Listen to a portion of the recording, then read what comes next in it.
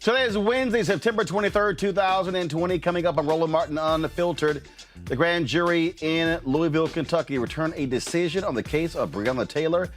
One of the officers, only one has been indicted, none on murder charges. We will explain.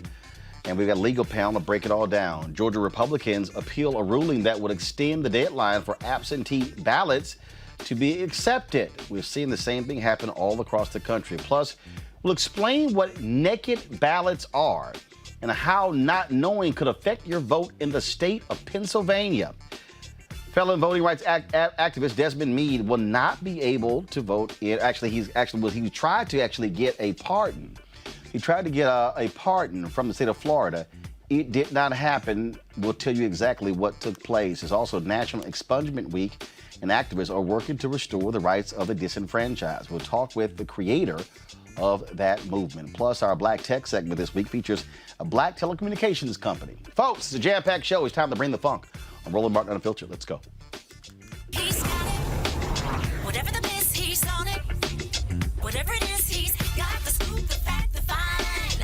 And when it breaks, he's right on time and it's rolling. Best believe he's knowing.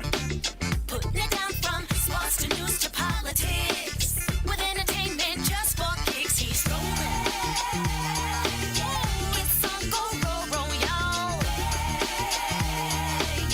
It's Roland Martin, rolling with Roland now. He's funk, he's fresh, he's real, the best, you know he's Roland Martin now.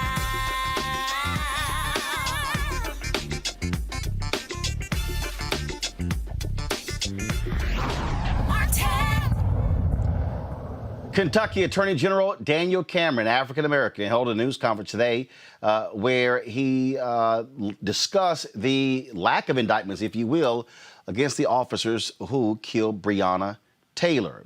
The special grand jury indicted one of the three police officers, and that was not because of murder. The warrant was issued for the arrest of Brett Hankinson. Bail was set at $15,000. The Attorney General explained the charge against him in the case. With a thorough and complete knowledge of all evidence collected in this case, lawyers with our Office of Special Prosecutions presented the findings of our independent investigation before a grand jury comprised of Jefferson County residents beginning on Monday and concluding today. In Fletcher v. Graham, the Kentucky Supreme Court said that the grand jury has competing but balanced functions. On the one hand, its purpose is to investigate allegations of criminal conduct and determine if there is probable cause to believe that a crime has been committed. On the other, the grand jury serves to protect the public against unfounded criminal prosecutions where probable cause is lacking.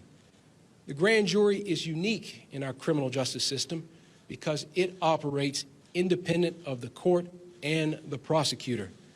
The hallmark of the grand jury is its independence from outside influence. This independence is necessary to ensure that justice is done both for the victims and for the accused.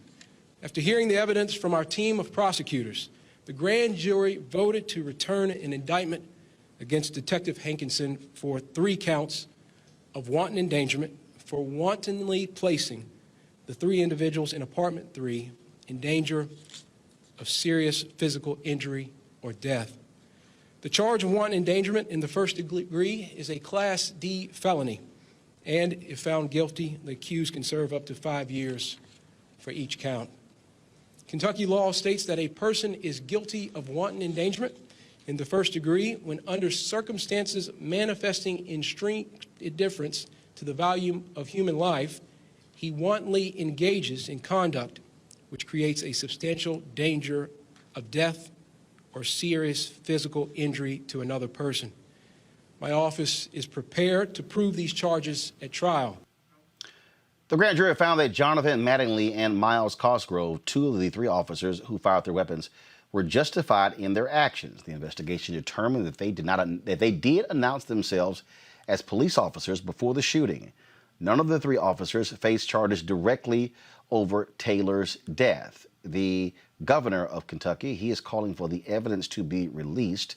Joining us now is Lori Daniels Favor, General Counsel for the Center for Law and Social Justice. Cheryl Dorsey is a retired LAPD sergeant.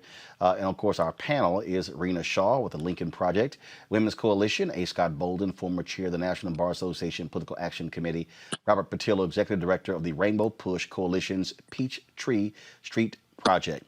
Laura, I'm going to start with you. And so people are shocked and stunned trying to understand how is only one officer actually charged in this case. The Attorney General says they knocked on the door, but they had a no-knock warrant. We also know that the officers had body cameras, but the body cameras were not on. The AG did not explain how he arrived at the conclusion that they did indeed knock on the door. Who said so?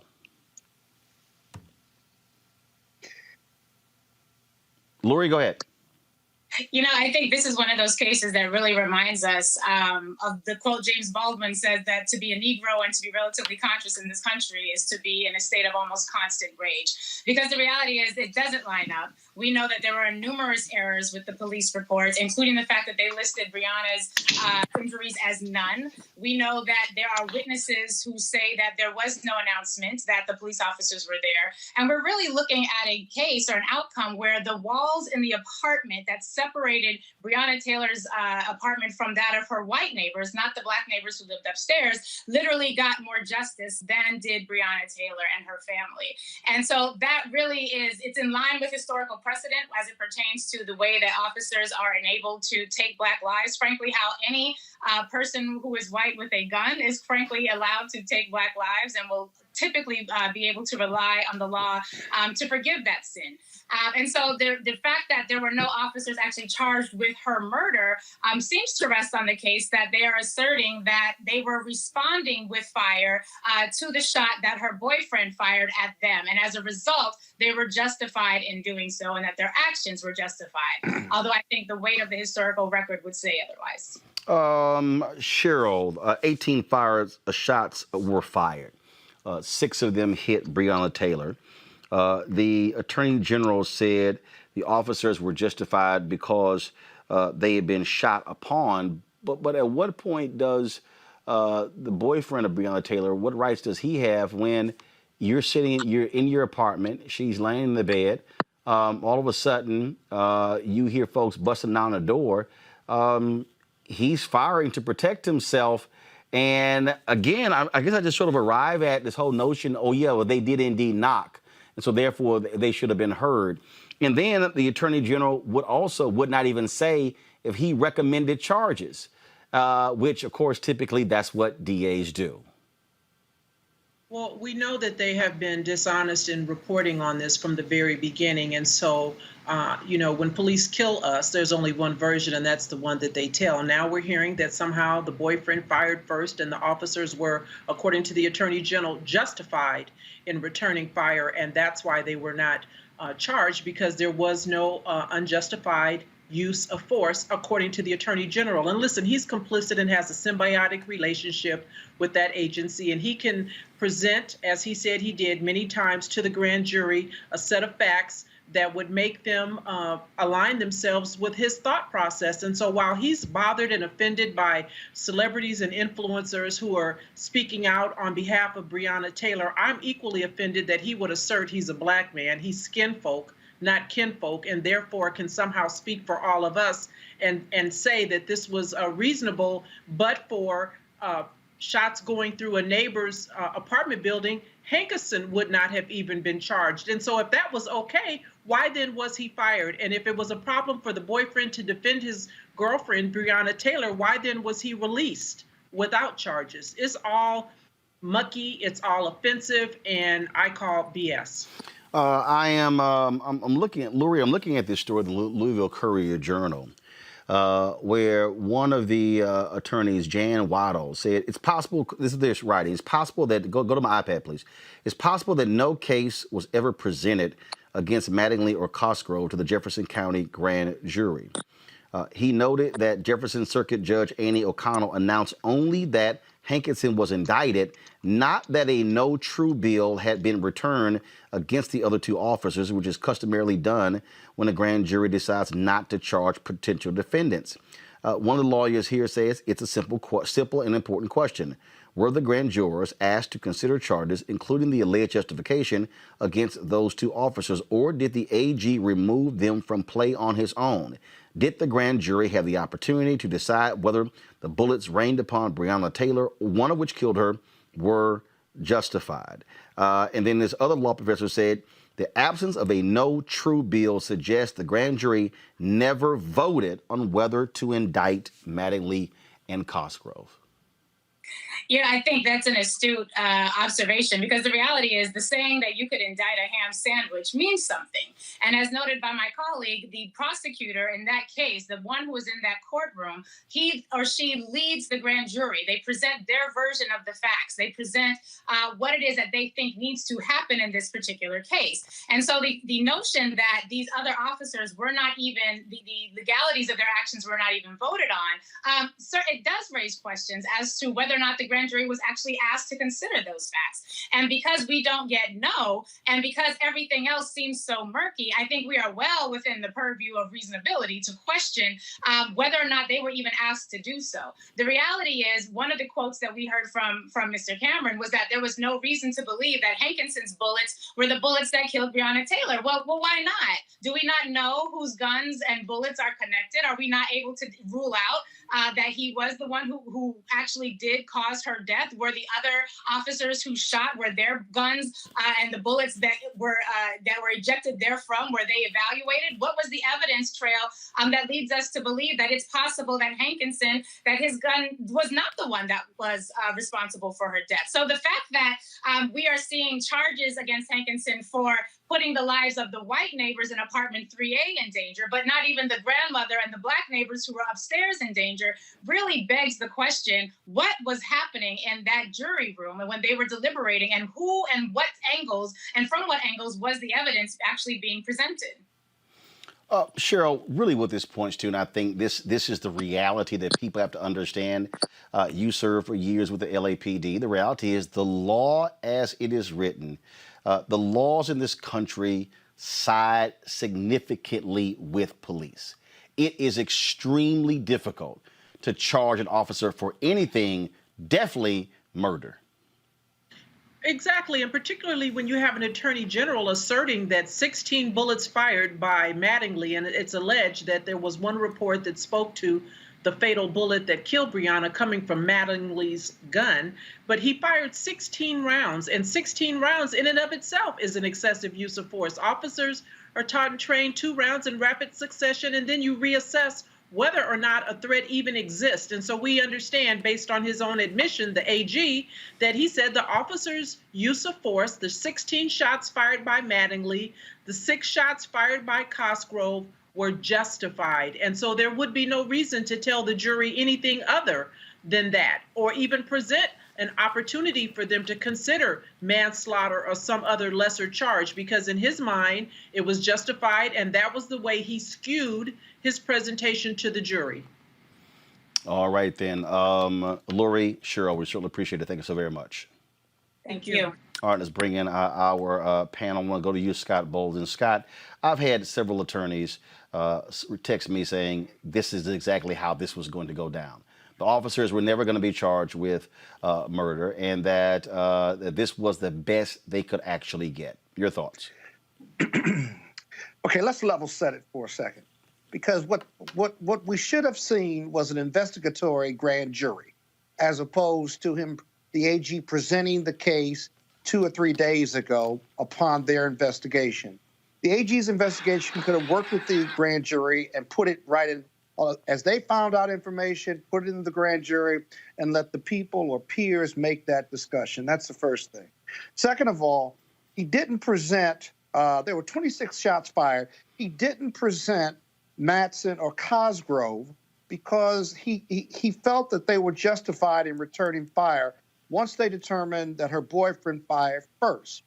Cosgrove's bullet, through ballistics testing, FBI and the state lab, although there was some disagreement between them, he concluded further that Cosgrove's bullet killed Breonna Taylor because it was a 40 caliber or 40 millimeter, and Matson got shot by a 9 millimeter, and that was from the boyfriend's gun. So he did try to justify it. Now, if you don't accept those facts and the investigation was flawed, got it, right?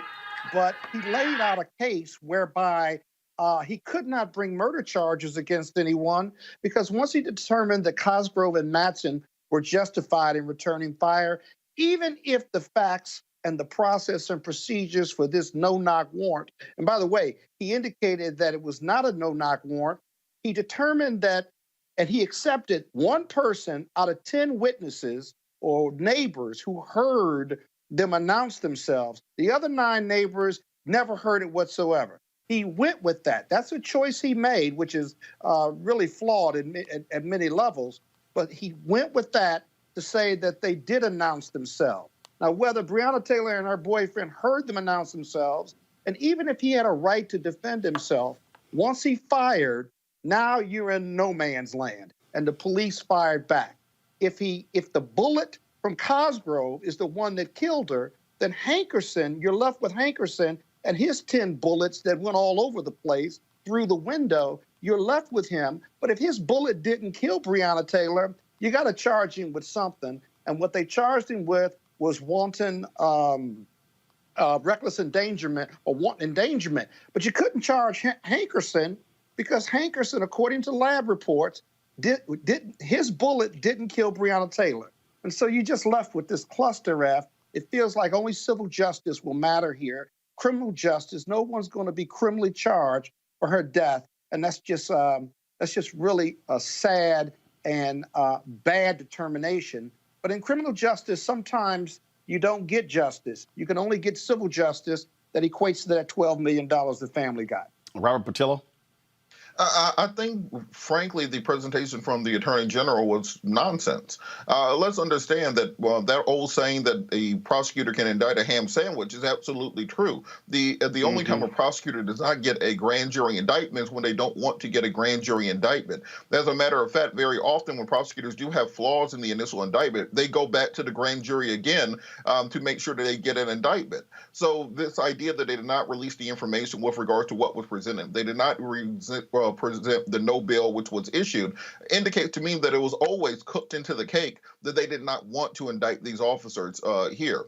And let's understand, we have people on online, people who are defending, let's say, Kyle Rittenhouse in Kenosha, but saying that Breonna Taylor somehow was complicit in her own death, that they deserved it because her ex-boyfriend was a drug dealer, or that she deserved it because her current boyfriend, quote unquote, shot first. Understand that you have a right to self-defense when you are at home in your house, particularly when people show up and I believe, as Scott said, out of a dozen witnesses who testified or who talked to the prosecutor, only one said they heard that the police officer announced themselves.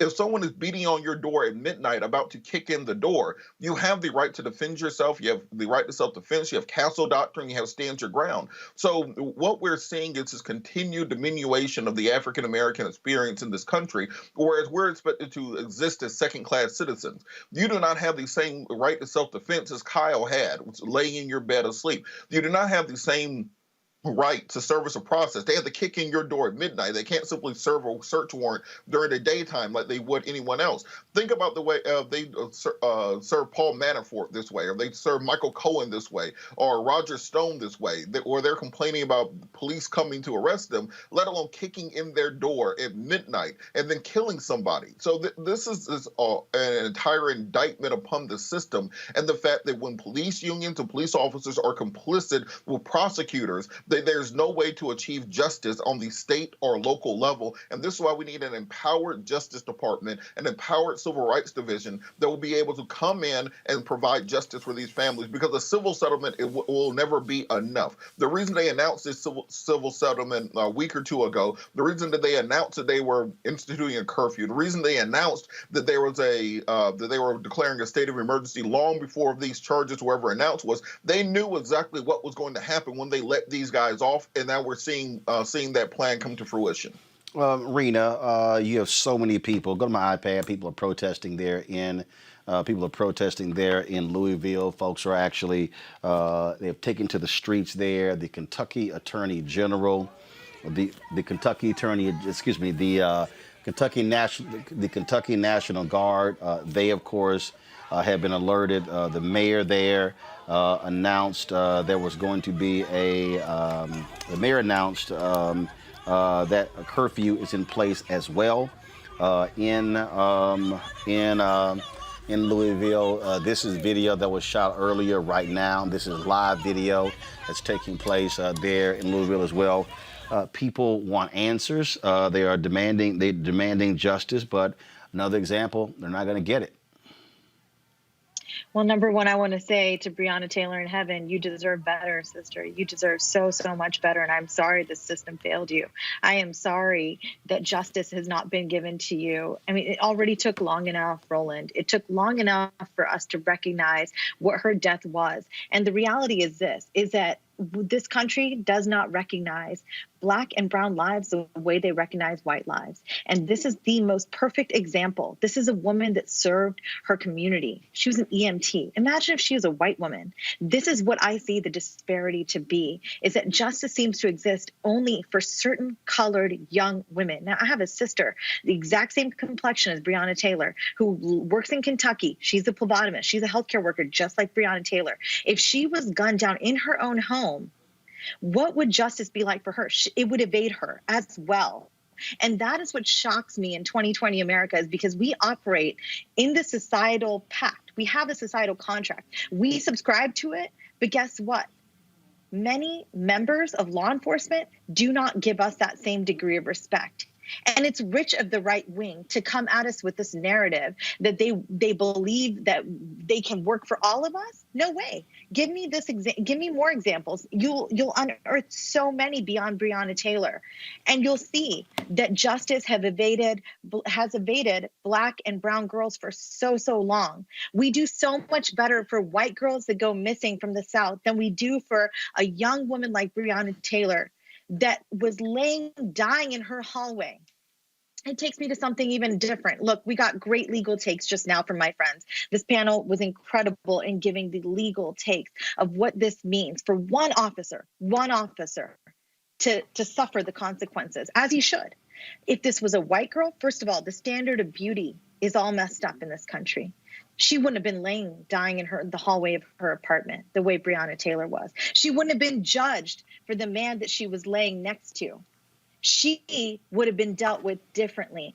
And the right wing, to deal with Kyle Rittenhouse, or whatever his name is, Mr. Rittenhouse, who crossed state lines with weapons to kill other people. It is beyond me that people like Pam Bondi in Florida can talk about those people with some degree of respect, but guess what? They can't keep Breonna Taylor's name in their mouth, as they shouldn't, because they know what went wrong. They do not want to acknowledge it. And the silence is deafening. We must change the standard of how we look at Black and brown girls in this country. We must. And it has to happen across the political spectrum. Scott, there are a lot of people who have been invoking the $12 million settlement today. We had Tamika Mallory on and Ben Crump on when that was made last week. And I had to remind people, that wasn't just a monetary settlement. There were actually police reforms that were a part of that. Yeah. And I think it is wrong for people to somehow assume that, the family got paid off, that the reality is this here.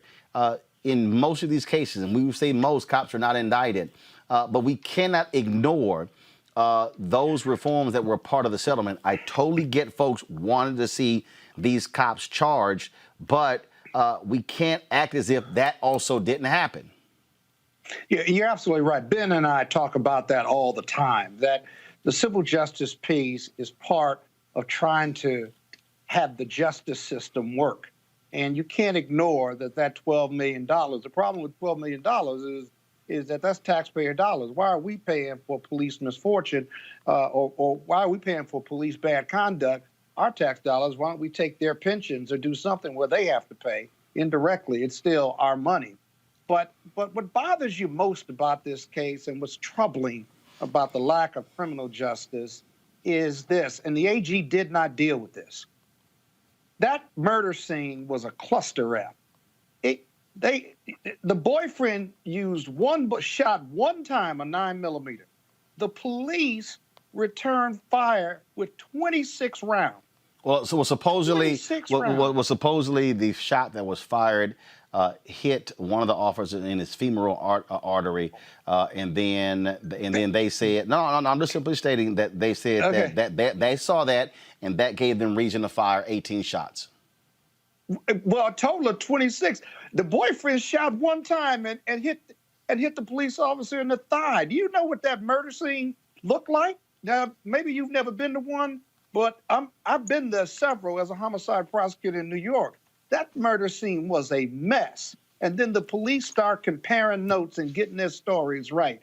And so, again, you can't ignore the civil piece, but there's far much more investigation needs to be done. And somebody ought to be paying, if only, as you look at that crime scene, 26 rounds. My goodness, who were they trying to stop? It was only 2 people in there. And so you can't tell me that reckless endangerment is the only charge against one officer, because the other 2 officers shot 6 rounds and the other one shot 10 rounds. My goodness gracious. They had to be violating not just law, but police procedures. And are they coming back now that they've been cleared criminally? Are there going to be administrative charges here? I mean, there's got to be some justice or some prejudice towards them for making this lethal error, lethal mistake. And in most jurisdictions, we don't have that. And that's one of the reforms we got to get to. Reality, Robert, is that when the announcement came down that this was going to happen at 1:15, to be perfectly honest, my reaction was that nothing is going to happen. Hope's not raised. I mean, because we say this is a sequel. We've seen this movie before. Yep. Yeah. Well, Roland, this isn't just a sequel. This is like the Avengers. This is part 22. We've seen this movie over and over again. I can tell you the beginning, middle, and the end. I can tell you the music they're going to play.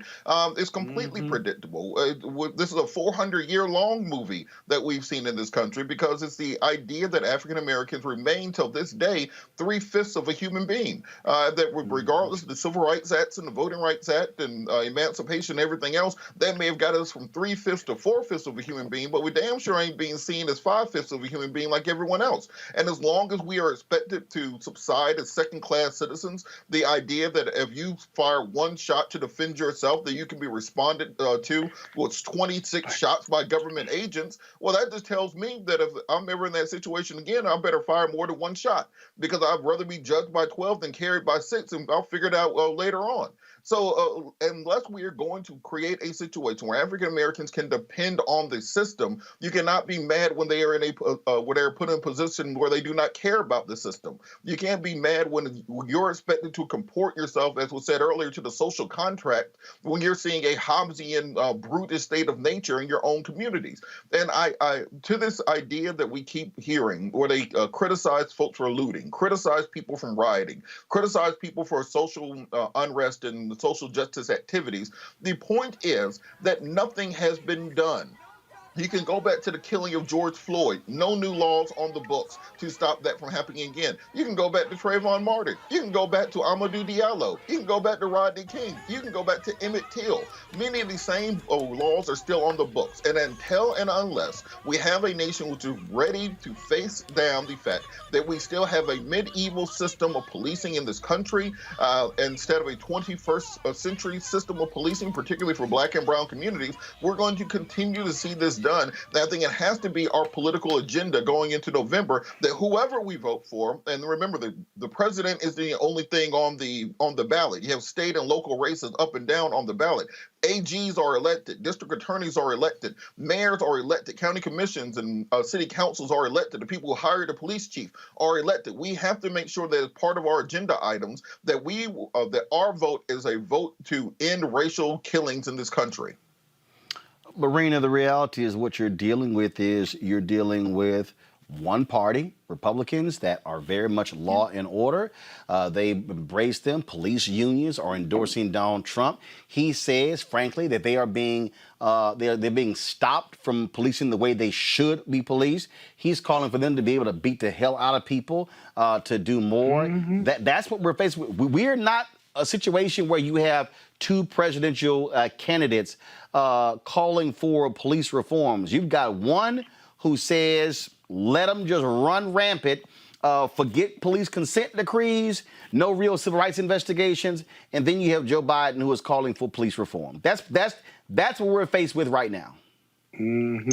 So, Roland, a lot of why I do some of the media I've been doing in the past 4 years is because I know how the right things. I made my entire career in Republican politics. And I tell you, it is so difficult for me to continue to use the word Republican in anything I do. Look, I remain in this party as an agent of change. Do I identify with the party in its current form? Absolutely not. But having made my career in this party, I know there are good people there. I know there are people who want to put country before party. And I know there have been sensible people that have really cared about the issues related to criminal justice reform. And they want to know why conservatives sound like hypocrites on so many things, like no-knock searches. Look, the fundamental reason I have been a Republican the entirety of my adult life is because my family's origin story. We came from Uganda. We lost everything due to a dictator. I saw Donald Trump for who he is. The minute he came down that golden escalator, like a lot of us on the right, there were a small number of us, I must say, but we sounded the alarm. We said, this guy is a wannabe dictator. He is a strong man who admires other dictators. And so with my family's origin story, what I knew then and what I still know now is that government can get too big. It can get too oppressive. It can get in our way and it can kill us and take everything we have. Look, that's the reality of where we are. But this Republican Party doesn't stand for any of that. They need to talk about the realities and they need to do it without color so that they can bring other people to their conversation. The problem is they've been hijacked by somebody that has peddled hate from the moment he came on any scene, right? Central Park 5, we can go down that rabbit hole. We don't need to do that because the reality is we know now. By now, we know who Donald J. Trump really is, and he's a con man who doesn't feel anything differently but this one phrase, white is right. He is missing everything but his Klansman cape. And I tell you, I don't say that lightly. I say that because I have really, really tiny kids with brown skin. And I know that when we go into society, we've always had one thing against us, Black and brown folks. They don't like our success, but we still operate from this place of it's okay, everything will be better. There's equal justice for all in this land. What we've realized under this administration is that he uses the Department of Justice for his own good, for his own service, to serve himself and his family. And he's eroded the pillars that hold up justice for families like all of ours. And that is so fundamentally scary to me because that means that people like the McCloskeys, that husband and that wife who stood in their yard in St. Louis, Missouri, are far more valued than a young Black girl that is doing good in her community and is gunned down at 26 for no good reason because of a warrant that, number one, was served way late, and number two, had nothing behind it substance-wise. Look, I'm not the lawyer here, but I'm just saying, when you read this case, you know that it would have been dealt with differently if the color of her skin were white. And that is where we have failed Breonna Taylor as a country. And tomorrow, what we need to do, we need to talk to conservatives about what they care about. Do you care about the color of my skin? Do you care that I am valued as an American as equally as you are? And that is a conversation that needs to be on the ballot on November 3rd. And thankfully it is. But I worry and worry and worry every night that conservatives I've talked to will just not get it because they do not have our lived experiences. And Roland, just real quick, real quick on that point, let's understand that if you are a conservative who claims that you believe in the Second Amendment, for example, the NRA should be up in arms at the idea that police can kill somebody for defending themselves with a firearm in their own home. That is what they've been talking about for decades. Freedom's safest place. They had a campaign a few years ago that they were the nation's first civil rights organization to defend African Americans from governmental agents being able to kill you. It's completely hypocritical. This idea of the "don't tread on me" signs. We're the party of liberty. We don't Trump believe in big government. There's no bigger government than government agents killing you at midnight for no reason while you're sleeping in your bed. That is some V for Vendetta stuff. That is what happens in Mussolini's Italy. That is not what happens in the United States of America. So for them to pull out the Constitution and claim that they are the party that believes in the Constitution being constitutional conservatives while lying through their teeth, while defending officers, government agents that kill innocent individuals, is a complete miscarriage of everything that they claim to believe in. And you got to hold them to task on that. All right, folks, let's talk about what's happening across the country. In Georgia, 1.1 million people requested vote-by-mail ballots, and the number continues to grow. 32% of the requests come from black voters. The Georgia Republican Party joined the Republican National Committee Tuesday in appealing a federal court decision requiring the counting of absentee ballots received up to 3 days after the November 3rd election. This is just one of the efforts to disenfranchise voters, specifically black voters across the country. Now, understand, folks, there are 40 days until Election Day. 40 days until Election Day. Republicans and Donald Trump, they are fighting every effort when it comes to counting as many ballots as possible. If you want to understand the mentality of these people, listen to what Donald Trump said today at the White House when asked the question, if Biden wins, would there be a peaceful transfer of power? Listen. Win, lose, or draw in this election, will you commit here today for a peaceful transferal of power after the election? And there has been rioting in Louisville. There's been rioting in many cities across this country, red and your so-called red and blue states. Will you commit to making sure that there is a peaceful transferal of power after the election? Well, we're going to have to see what happens. You know that I've been complaining very strongly about the ballots, and the ballots are a disaster. I understand that, but people are rioting. Do you commit to making sure that there's a peaceful transferal of power? We want to get rid of the ballots, and we'll have a very peaceful.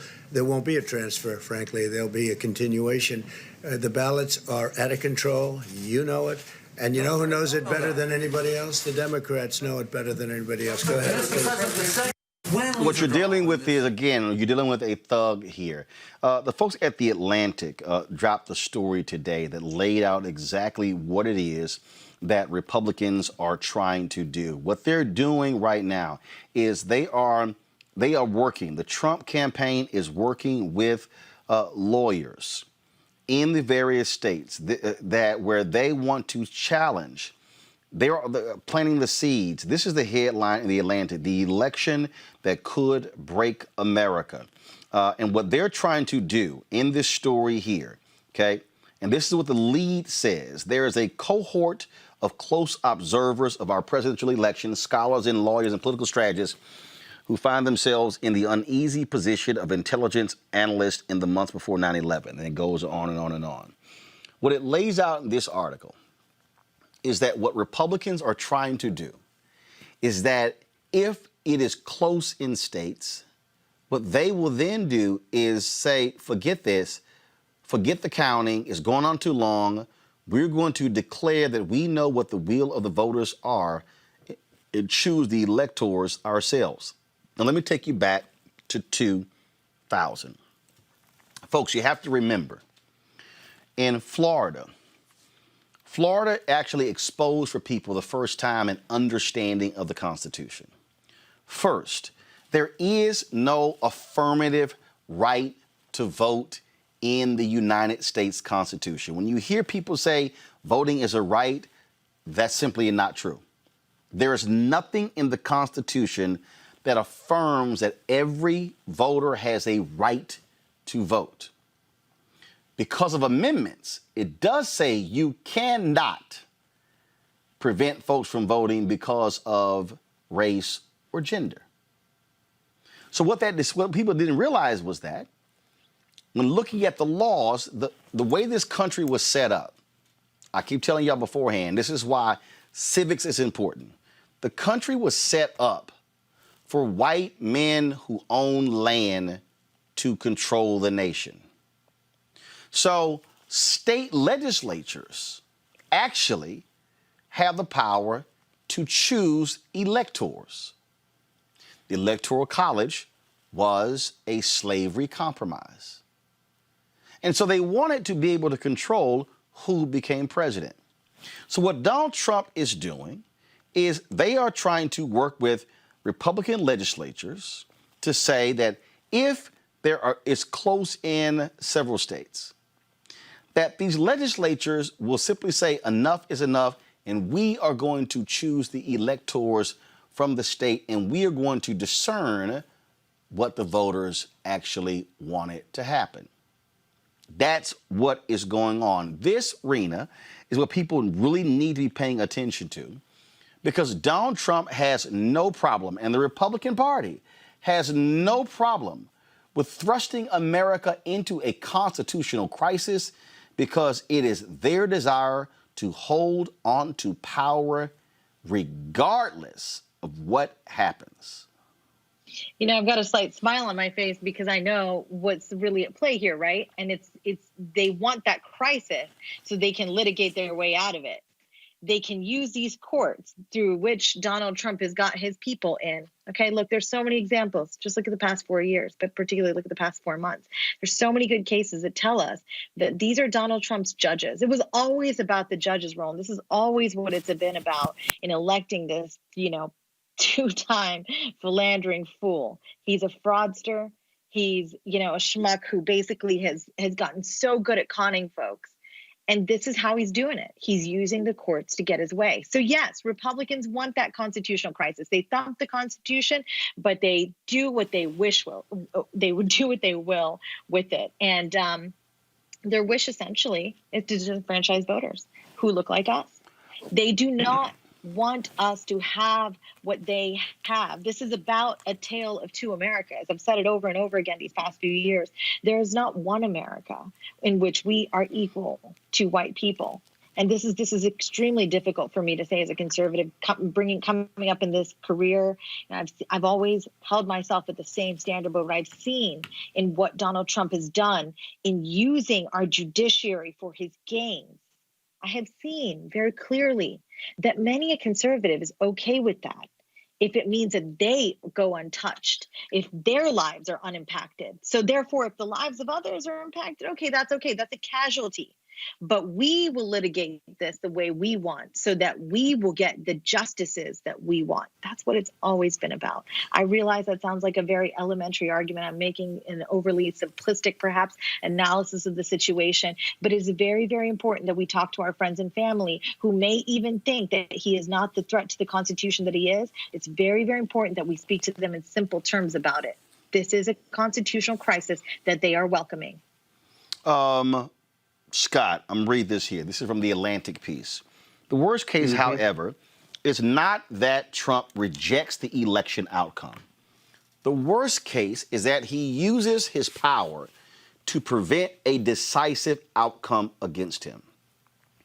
If Trump sheds all restraint, and if his Republican allies play the part he assigns them, he could obstruct the emergence of a legally unambiguous victory for Biden in the Electoral College and then in Congress. He could prevent the formation of consensus about whether there is any outcome at all. He could seize on that uncertainty to hold on to power. Trump's state and national legal teams are already laying the groundwork for post-election maneuvers that would circumvent the results of the vote count in battleground states. Ambiguities in the Constitution and logic bombs in the Electoral Count Act make it possible to extend the dispute all the way to Inauguration Day, which would bring the nation to a precipice. The 20th Amendment is crystal clear. The president's term in office shall end at noon on January 20th, but the two men could show up to be sworn in. One of them would arrive with all the tools and power of the presidency already in hand. This is why, Scott, I have made it clear to people that the vote in states cannot be close. There has to be no doubt. If Joe Biden beats Donald Trump by 200,000, 300,000, or 400,000 votes in Florida or North Carolina and Georgia, then you're not going to have these games, because it will be no doubt. That is how you beat this thug and his Republican imps at their own game. Yeah, we got to do it. As you were reading that piece in Atlantic, I was thinking, so where's the military going to be on this? Because we're going to be in crisis and like a third world junta. Let's just see where the military is going to be on this. I tell you what else this begs, though, as a question, is the importance of the Senate races. Because if the Senate turns to Democrat and the House stays Democratic, then if he pulls any of these maneuvers with the electors at the state level, that will be challenged in state court and all the way to the Supreme Court. But it's got to be done by January 1st. And depending on if the electors are selected by the state legislature, they're right. That would be a lot quicker, but it would be under legal challenge. But if the Senate and the House both have run by the Dems, then there's more maneuvering after January 1st that both houses could do to either impeach him or remove him. But we've never had an unpeaceful transfer of power. If we get to January 1st at noon and there's no declared winner, what do we do? You're right, two could show up, but that's just borders on the nonsensical. That makes no sense.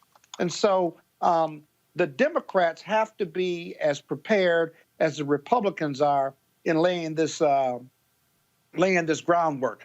But I agree, we're going to be in constitutional crisis, and I have no doubt that Trump, if it's close, he's not leaving.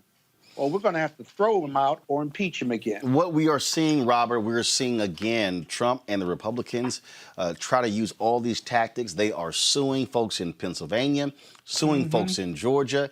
And what they hope is they hope these federal judges agree with them. And what their game plan is to appeal every decision up to the Supreme Court. That's why they want to seat this justice so bad, because they want a 6-3 majority. And if John Roberts chooses to go the way of the liberal justices, then they still have a 5-4 win. That is their strategy, Robert Patillo. Well, you know, it's interesting because I remember being in law school and being outside picketing the Supreme Court during one of my summer internships when John Roberts was up for confirmation, because we thought he would be the most far right-wing justice on the court at the time, and here he is now the swing justice on the court. It's not because he got any more liberal during the time he's been on the court. It's because the court has gone so far to the far right that now what we used to think was a radical conservative on the court is now the moderate swing voice on the court. And let's also remember, it was just a couple months ago that the Supreme Court ruled that the electors have to go along with what the state says. That you cannot have rogue electors. You cannot go against what the state has voted for, what the state has decided for you. So we're no longer, they've stripped the electors themselves of having the power to step away from what's been said and to vote their own hearts and vote their own conscience, vote their own minds. So yes, we are set up for a constitutional crisis. We're going to have back-to-back constitutional crises. One on the replacement of Justice Ginsburg on the court, which is going to be a constitutional crisis, and we're not quite certain how that battle is going to go. And then secondarily, if the election is even within sniffing distance, because last time Hillary won by 3 million votes, and there was still consternation. And we're not going to see a situation where Republicans do the honorable thing like Al Gore did and just concede, or do the honorable thing like John Kerry did and not have a recount in Ohio because it was what was in the best interest of the nation. These people are going to fight and claw, because what they're fighting for is something very different than what Democrats are fighting for. Democrats want health care. We want a clean environment. We want education for our children. We want a foreign policy that is humble. We want the regular things in politics. Listen to what they were talking about at the Republican convention. Listen to Matt Gaetz. Listen to Charlie Kirk. They're talking about a fight in defense of Western civilization, that the last man standing between the mob, between the hordes, between the immigrants, between America being overrun by minorities is Donald Trump. This is the American carnage that Donald Trump talked about in his inaugural address addressed. So we can't pretend that we're fighting the same fight and that we're fighting by the same rules. Democrats are still playing by the traditional rules of politics. The Republicans right now are fighting the battles of the Holy Roman Empire. They're fighting against the mongrel hordes and the Umayyad Caliphate. They think that they are in an existential crisis for the future of whiteness in this country, and it will be a white majority nation going forward. And because of that, they are willing to use every tool in the basket, and don't expect them to just lie down and do the right thing. Latasha Brown, co-founder of Black Voters Matter, she joins us right now. Latasha, we are seeing black folks in Georgia right now, 1.1 million ballots. They still are requesting ballots there. I was reading Ron Brownstein on Twitter. He said that polling data is showing that black people there are sort of still trying to decide, do I vote by mail or do I vote in person? And a lot of people are actually trending towards voting in person because they're not trusting this process, especially with all the different rules that you got to do this and do that and follow all these procedures. What are you seeing and hearing as y'all are traveling all across the South on the Black Voters Matter bus? That's exactly what we're hearing as well. People are concerned about the mailing in their ballots. They're also concerned about will they be counted. Also, if they get them in time. In the primary, there were hundreds of people, possibly even thousands. We don't even know the exact number of people who requested an absentee ballot and didn't get it in time. And people don't want to take that chance. So what we've been hearing is a lot of concern on the ground around mailing in their ballots if it will be counted. But what is even more egregious is that there are 200,000 voters who were unrighteously illegally taken off the voting rolls in Georgia. That Greg Palazzo, who was an investigative journalist, did a report for ACLU, and it came out about 2 weeks ago saying these 200,000 voters. No. Really Right. That were 300,000 that were purged. 200,000 were in error. So they actually purged 300,000. They actually purged 320,000, absolutely. And it was 200,000 are in error. You know, what makes matters worse is that all this time, even those of us that were been pushing and telling him that he needed to put them back, that he kept demanding that he wanted the list. What is interesting is that we were like, no, our experts will sit with your experts to try to figure out how could you be so wrong? How could you have 200,000 names that were off the list? Who is your licensee? The National Voting Rights Act requires that there's a licensee that when you're clearing the list, that those names that are change of address, it can't just be a list that they come up with. You can't even get it from the Postal Service. You have to get a licensee, which is a vendor, an outside vendor, to really be able, they verify like 200 pieces of information to really be able to have this list that they come up with. And so all this time, we've been thinking that he just didn't want to give that information. In an interview that he did with CNN, it was revealed that he doesn't even have a licensee. So technically, it is just completely wrong. Not only is the information wrong, but it is illegal. Not is it only is illegal that he did it, but it was illegal in the process. He's never had a licensee to really be able to give him that list. So we don't know where he got this 200,000 names that are really wrong. And so right now he should put those folks back on the polls immediately, and we're demanding that. This is what we are seeing we're seeing again enormous interest out there.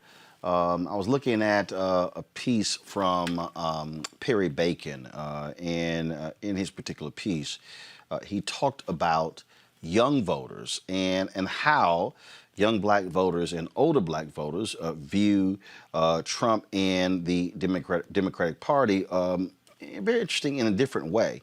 What I found to be interesting, I'm going to pull this graphic up because it really did, it was quite fascinating when what they pulled up, because it spoke to, again, this divide between black voters and older black voters. Here's what's interesting.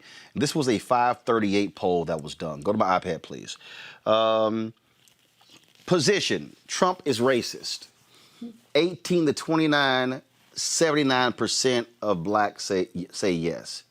60+% black people who are 60 or older, 90% say he's racist. Trump is incompetent. 74% of 18 to 29-year-old African Americans say he's incompetent. 90% of African Americans 60 or older. I vote to support the black community. 18 to 29, only 54% said yes. 71% of voters 60 years or older. Democratic Party is welcoming to black Americans. Only 47% of 18 to 29-year-olds and 76% of folks who are 60 plus. Then we go to the next one. Trust congressional Democrats to do what is best for black people. Just 43% of blacks 18 to 29, 73% of blacks 60 plus. The overall number is just 57%. Let's get into this one. I do not always like Trump's policies, but I like the way he shows strength and defies the establishment. 35% of 18 to 25-year-olds, just 10% of 60-plus-year-olds. Definitely motivated to vote. Only 29% of voters 18 to 29 that are black, 78% of black voters 60-plus.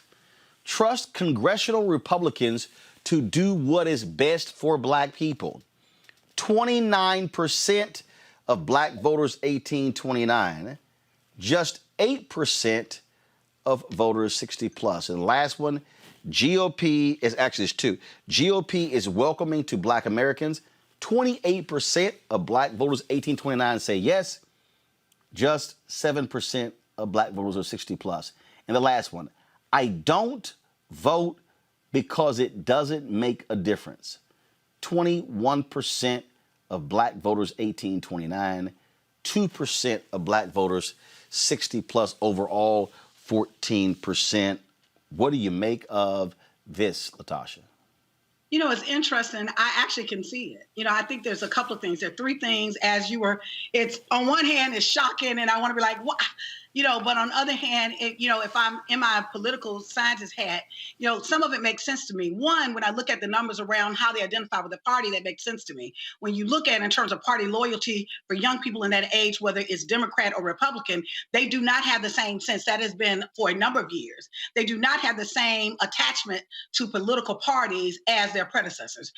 Even our generation, Generation X, does not have the same kind of identification with parties and party loyalty as the baby boomers. So what we know is throughout in terms of party loyalty, that has changed drastically across the board, black, white, particularly with young folks, younger generations don't have that kind of attachment. So those numbers in terms of how they see the parties, I think they're seeing the parties and they see themselves as independent voters. We know that. I think that's across the board and data has shown that. The second thing though, is I think that we're also in this age of sound bites. You know, I have been looking, people have been sending me information, a screenshot of conversations happening on Facebook and other places, you know, some way, you know, even when we look at the news cycles now, which is why I'm so glad you got your show rolling so we can really get deep into these issues, because for the most part, what the national media has done is it's sound bites and it's political pundits and it's really based on opinions, right? And not necessarily, we're not having a conversation where we're unpeeling this. The reason why I'm saying this is because people are really attaching to information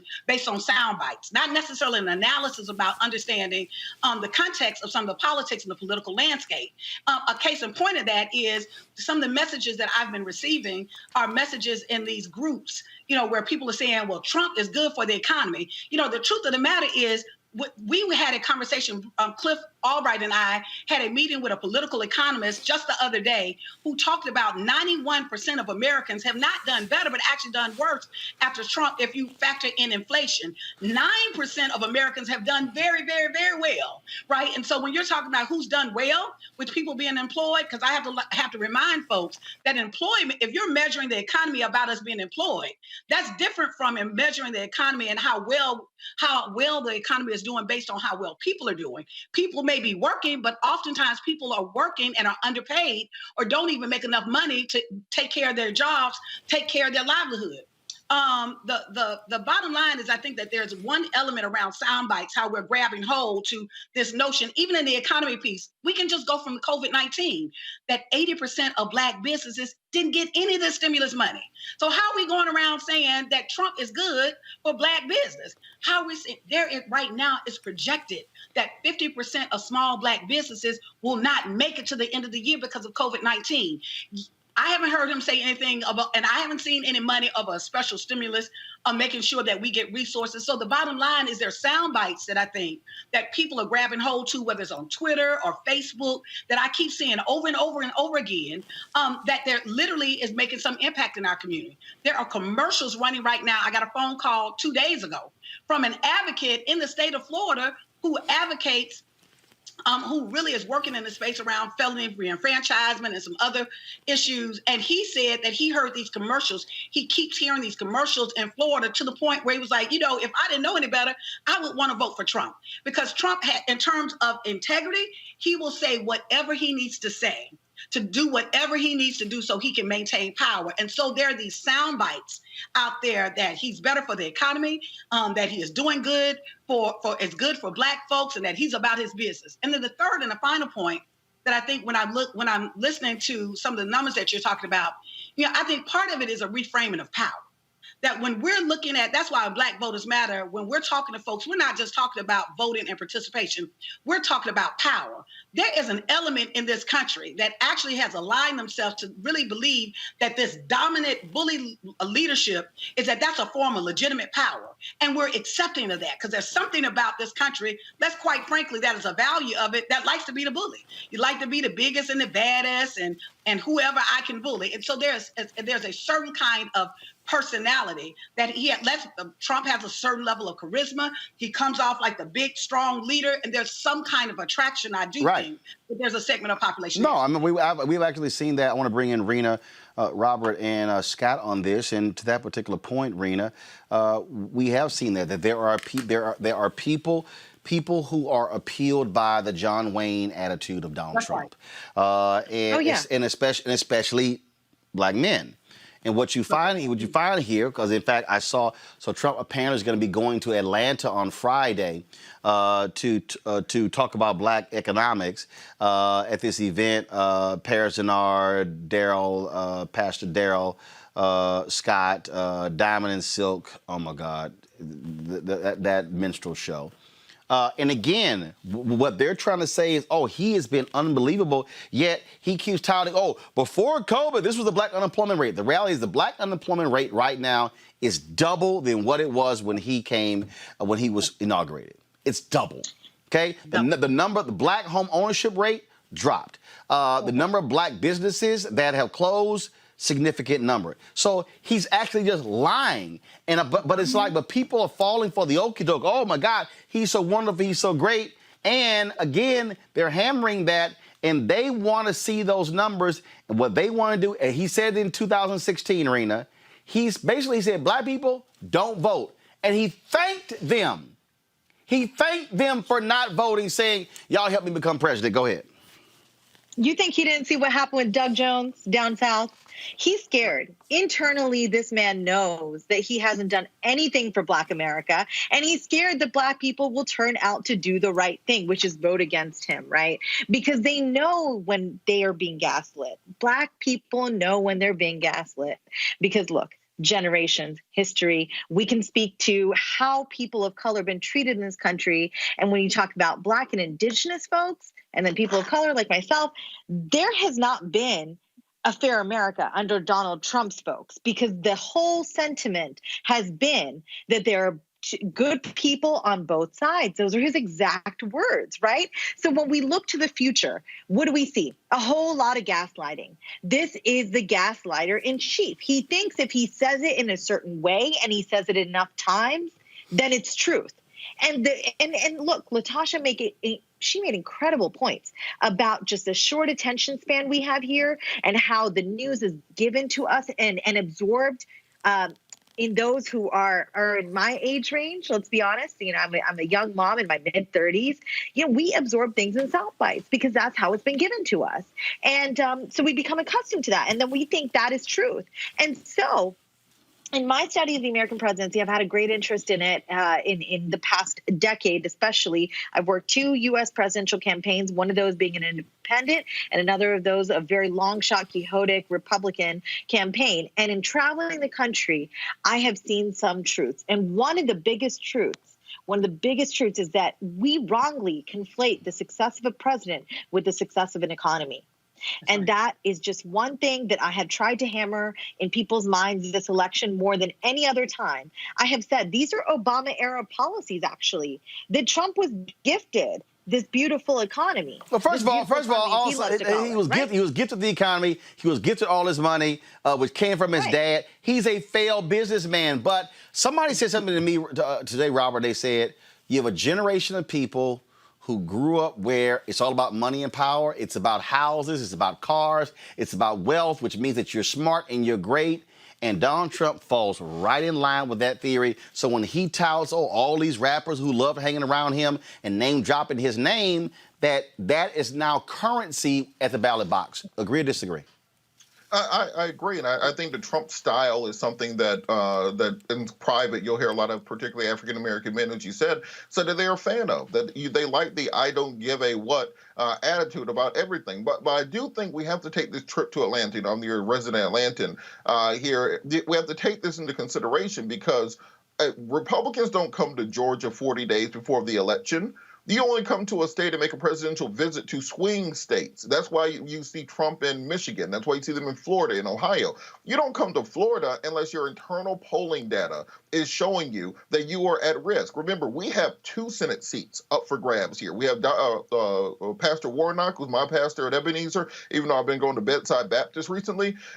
We have Pastor Warnock, who is running. We also have John Ossoff, who is running. And Stacey Abrams only lost by a razor-thin margin in this state. Just today, Fulton County announced that they are changing 91 voting precincts from the primary in June for the election in November. So we're going to have mass chaos on election day. We have the Republican Party suing to stop increased counting of absentee ballots in this state. This state is absolutely a toss-up, which means they are going to be fighting on home territory. It's the Democrats' job to bring it home. If you got them fighting in Georgia and North Carolina and Virginia and other seemingly key or seemingly solid red states 39, 40 days before the election, that means that they know they are on the outs and they have to figure out a way to win. But Democrats cannot try to win this in hiding.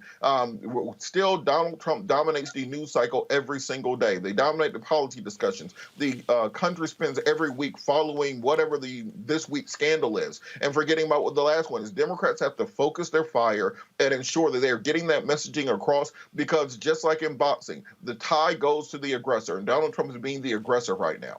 Before I go to Scott, Robert was talking about the news cycle, and the reality is today Joe Biden was in North Carolina with NBA player Chris Paul talking about issues with the economy. I just want to share just a little bit of that before I hear from you. Go ahead. How y'all doing? Mayor Lyles, thank you so much. Vice President Biden, welcome to Charlotte, North Carolina. Feels so good to be home. You guys know I was in a bubble for a while recently. Man, this is important. This is extremely important, and that's why I'm glad to be a part of this conversation. Being born and raised in North Carolina, this is home for me. Always will be home for me. And so to be a part of this conversation and to just have real conversations. We had a conversation in the back, and I just thought about how grateful and privileged I am to be a part of these tough, difficult conversations, especially during this time. Being a parent, having an 11-year-old son, an 8-year-old daughter, these times are very crucial and very important. And I can't explain enough how much it means to talk about the things that have to be discussed. And you guys being here, everything is about respect. Everything is about respect. So teaching my kids about respecting the office, having these conversations, and that's why this election is important. A lot of times people say my vote doesn't count. I come from humble beginnings where a lot of people where you live and stuff say it doesn't matter. You know, as black people, it doesn't matter. You know, if I vote, what's gonna really change? You know, we still got the same restaurants on the corners. We don't have the benefits of having places to eat. You know, our homes, that's not going to change, right? So the only way that we can really enforce our power is by voting. voting. So this conversation is unbelievably important. So glad you guys are here so that we can ask some real questions. So without further ado, I would like to introduce the next president of the United States, Joe Biden.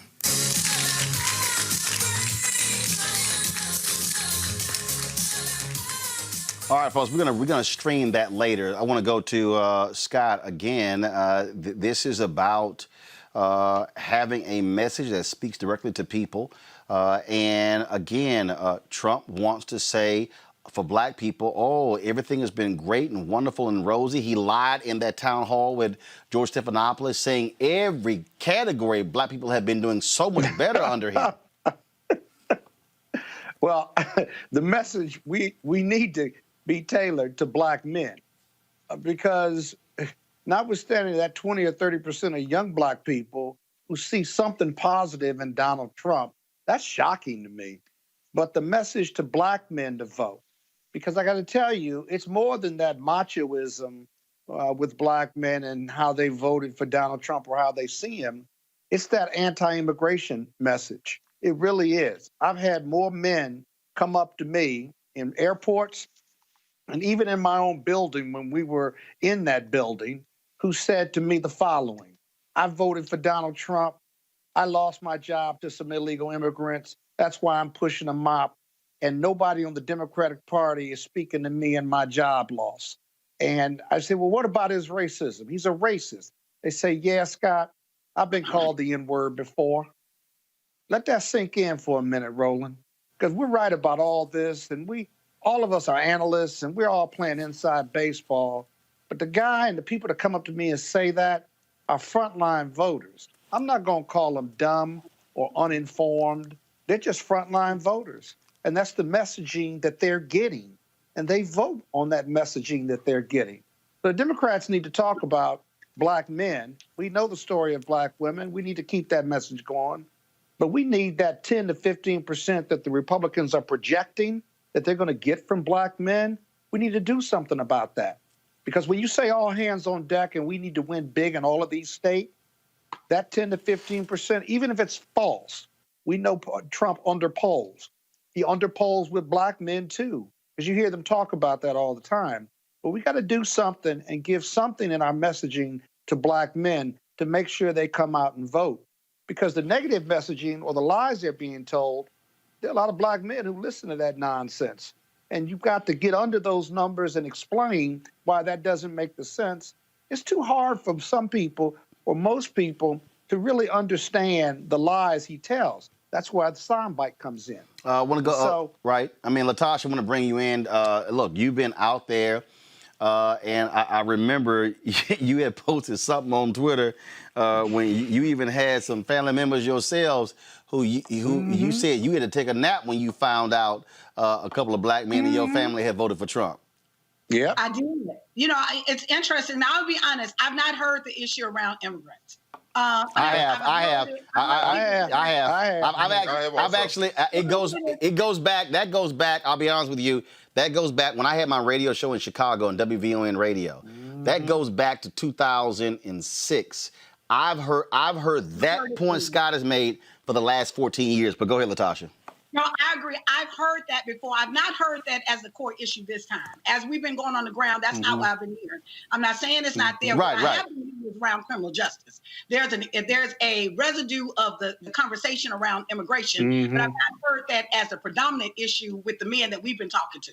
The ones we've been talking to, what I've been hearing is really more around criminal justice reform and this message around from Kamala and Biden and what they've done, and this First Step Act, which nobody's really unpeeling the fact that the DOJ is blocking all of that. That's really smoke and mirrors. And so I think that we really got to lean into that. The two things consistently I've been hearing around with men has been related to the criminal justice system and the economy. It's about money and this idea that Trump is actually bringing more money in. And, you know, I do think that as we're talking about, I agree totally that there has to be a message that is tailored towards Black men to really talk about what this administration plans to do. But I also think that we do need, because we are in the space of sound bites, we've got to dispel this piece. The majority, I'm telling you, the majority of what I've been hearing is related to Biden is bad on criminal justice and Trump gonna get us some money in our pockets. Like, I've consistently heard that out of everything. And even when the commercials that are running, that Trump are running, he's attacking the Democrats on that end. And so, some way we've got to, and let me say this, brothers got to organize. Like, the bottom line is brothers got to get out here and organize. We've been organizing and pushing work, and even with the women leading. And there are some men who have been standing in the gap, but part of what I have been hearing has been related to money, and this idea that somehow Trump has been better around criminal justice. Absolutely. Latasha, look, we certainly appreciate all the work that y'all have been doing. I do want to ask you about this last story here. In Pennsylvania, 2 million folks have requested mail-in ballots, and those requests have been going out. Now there's this whole issue with naked ballots. Have you heard about this and how it's impacting people? People are really confused and concerned about it. If you take a ballot, you put it in the wrong envelopes. There are 2 envelopes. And if you don't put it in the proper envelope, that means when you cast your ballot, it won't be counted. It's another form of voter suppression, right? And so people are confused and concerned about it. So there are 2 ballots. So there's the envelope. There's an envelope that the envelope comes in. Right. And there's an envelope that you're supposed to mail it back in. And they're saying that if you write, because why the envelope matters, I don't know, right? Right. Right. But if you mail it in the wrong envelope, they're not going to count it. Right. And so I saw one local story that said about 100,000 people have already been impacted by that. That's right. That's right. We're actually, Black Voters Matter is actually headed, we're doing caravans all through there, but we're taking, we're kicking off our tour in Pittsburgh this weekend. We'll be in Pittsburgh on Saturday. We're doing a caravans throughout the city. As a matter of fact, in Pittsburgh, it's Black Voters Matter Day on Saturday. We've got activities going on all over the city. And in Pennsylvania, will also be the first year that they're doing early voting. And so there's a lot of attacks, because there are a lot of attacks from Republicans because of that. And so we'll be there this weekend doing a tailgate event on a tailgate and voter outreach event on Sunday as well. And in addition to Pennsylvania, I do want to highlight what's happening in Wisconsin. In Wisconsin, there's 129,000 voters, which is also a key swing state. 129,000 voters that a Republican interest group called WHEEL, wants to take off the ballot. That literally what's interesting in Wisconsin, since the Democrats actually control the state now, they don't want to drop these voters. They're being sued by Republicans, right, to force them to drop these 129,000 voters. It's going to the Supreme Court, will make a ruling on it this coming Tuesday. Ironically, we've also had some of the same people that we're working with, Greg Palast and some of the Palast and the experts who did the work in the findings of Georgia also did it in Wisconsin as well. What we do know in Wisconsin, as the majority of people of the 129,000 are African American voters and students. At least 10,000 are students at the University of Wisconsin, and that ruling will be made on this coming Tuesday. All right, Latasha Brown, Black Voters Matter. We surely appreciate it. Thanks a lot. Thank you. Thank you for having me. All right, folks, got to go to a break. We come back. We're going to talk about those who have been expungement, but also what happens when you lead an effort to restore the voting rights of formerly incarcerated in Florida, and then you still don't get a pardon in Florida. It's always Florida. That's next on Roland Martin Unfiltered. As our community comes together to support the fight against racial injustice, I want to take a second to talk about one thing we can do to ensure our voices are heard. Not tomorrow, but now. Have your voices heard in terms of what kind of future we want by taking the 2020 census today at 2020census.gov? Now, folks, let me help you out. The census is a count of everyone living in the country. It happens once every 10 years. It is mandated by the U.S. Constitution. The thing that's important is that the census informs funding, billions of dollars, how they are spent in our communities every single year. I grew up in Clinton Park in Houston, Texas, and we wanted new parks and roads and a senior citizen center. Well, the census helps inform all of that and where funding goes. It also determines how many seats your state will get in the U.S. House of Representatives. Young black men and young children of color are historically undercounted, which means a potential loss of funding for services that helps our community. Folks, we have the power to change that. We have the power to help determine where hundreds of billions in federal funding go each year for the next 10 years. Funding that can impact our community, our neighborhoods, and our families and friends.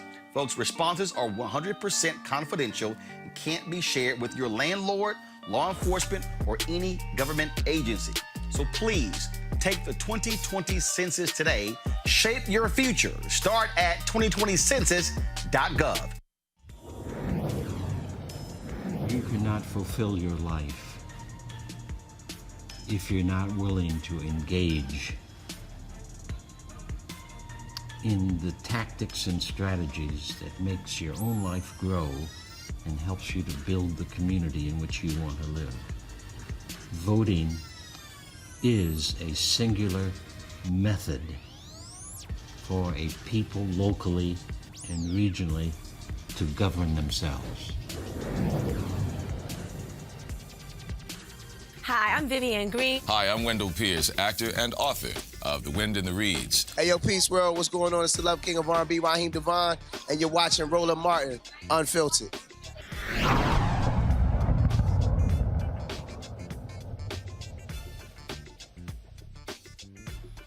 Earlier today, a Florida state panel denied a request to grant a full pardon to Desmond Meade, the brother, of course, who led the historic push to restore Florida's felon voting rights under Amendment 4. He dropped this video on social media. Just want to share with you, and I know there's a lot of news stories that's already out there. I want to be able to make a couple clarifications. And, you know, as always, you know, Desmond, where other people see obstacles, I see opportunities. And always, you know, take this moment to encourage people to not let obstacles slow you down. Do not let obstacles discourage you or anything like that.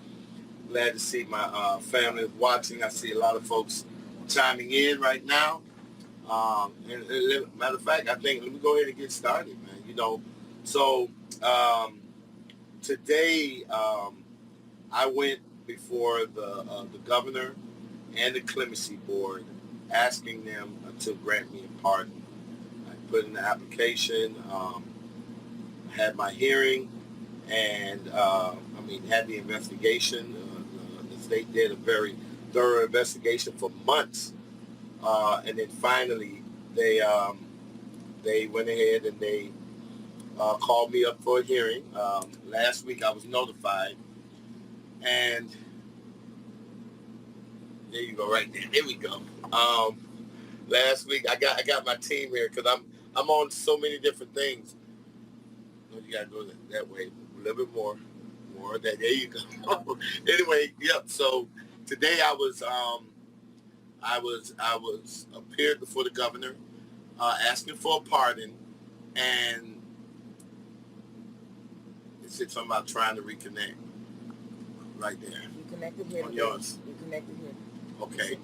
So, sorry, I had a little connection issue.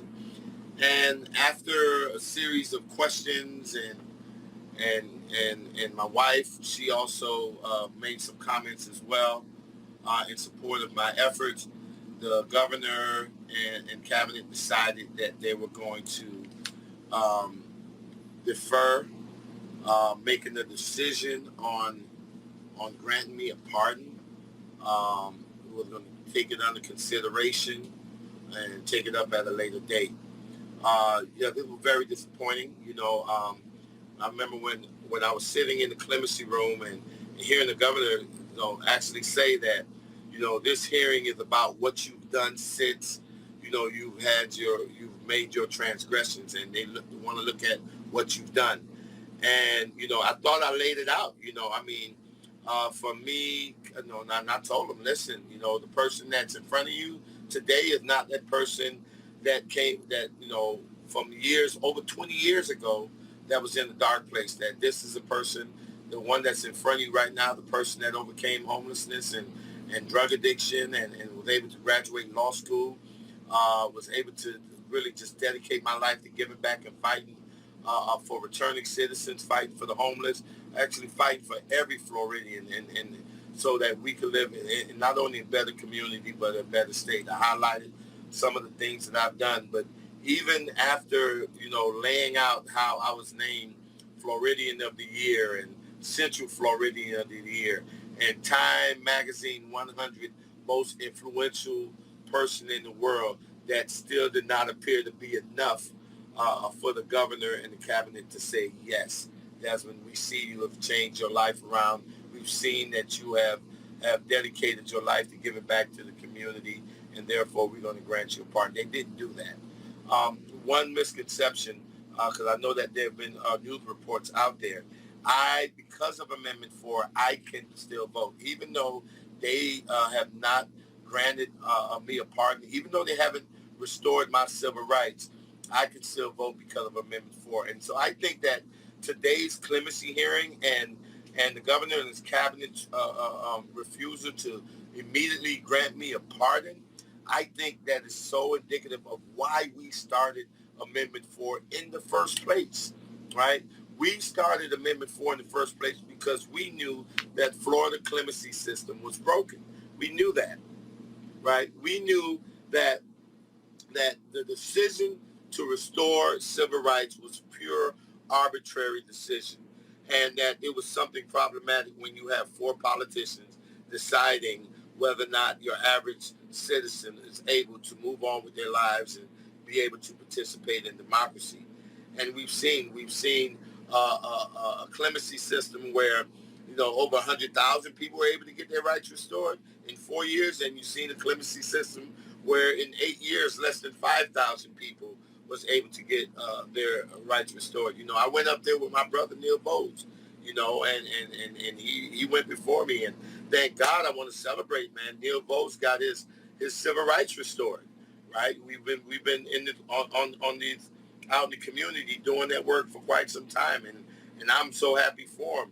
And I went up right after him, and they got to wait and check other things out and take things under consideration and delay my pardon. But that's all right. That is perfectly all right, because Amendment 4 was successful. We knew that the system was broken. That's why we started Amendment 4. That's why we led that effort to allow 1.4 million people the right to vote, and that created an alternative pathway than having to go and grovel at the feet of any politician. That American citizens, Floridians, can have an opportunity to participate in democracy. And while most folks may expect me to be disappointed because I did not get my pardon, number one, I'm okay because I can still vote, right? That I am a registered voter, and I will be voting in this election and many other elections to come, and that I am engaged with helping other folks to get their rights restored. And that's why, I'm happy to make this big announcement, right? I think this is a great day, the perfect day to make this announcement. So while the governor and cabinet is taking time to consider or reconsider whether or not I'm worthy, guess what, y'all? Those accolades and awards are still pouring in, that people across the country it's continuing to recognize the work that I'm doing to make my community, to make my state, to make my country a better place for everybody, for every human being. An award came in just recently. I cannot give the name of the reward because they need to release it publicly at a later date. But this is what I can tell you, that with that reward came a sizable donation, a sizable a monetary grant to me, directly to me. And so as I was walking out of the clemency board hearing, right, trying to figure out why would they deny me, it only strengthened my resolve to make me want to double down. And as a result, I am announcing to you all right now, here on live, right, that I am taking the money that I received from this award, and I am donating it to the fines and fees fund so other people, other returning citizens, don't have to worry about a governor or any other politician delaying their access to the ballot box. And I am personally putting up $75,000, right? $75,000 that I was awarded. I'm taking that money and I'm putting it right back into the fines and fees fund. And I'm doing it in a way that I'm asking you all to match me. Let's show the world, let's show the state of Florida, let's show the governor and the cabinet that, guess what, they can't stop democracy by delaying it. They cannot delay access to the ballot box. And what we're going to do is that we're going to double my donation. I'm asking all of my friends, I want you to spread it around. There's going to be a link that's going to be put in the chat, right? All you have to do is click that link. I am donating $75,000 as a matching donation to the Fines and Fees Fund, which means that every time each and every one of you all click on that particular link and donate, whether it's $1, whether it's $5, whether it's $100 or $1,000, I'm going to match what you donate. I am going to match what you donate. We have less than 2 weeks, right, to help people who cannot afford to pay their fines and fees. We got less than 2 weeks to help people who cannot afford to pay their fines and fees, help them get their fines and fees paid so they would not be denied access to democracy. And I am willing to be that person that says, you know what, I'm willing to make that sacrifice, and I'm giving up $75,000 that I was just awarded, right, for the work that I've been doing around the state and this country.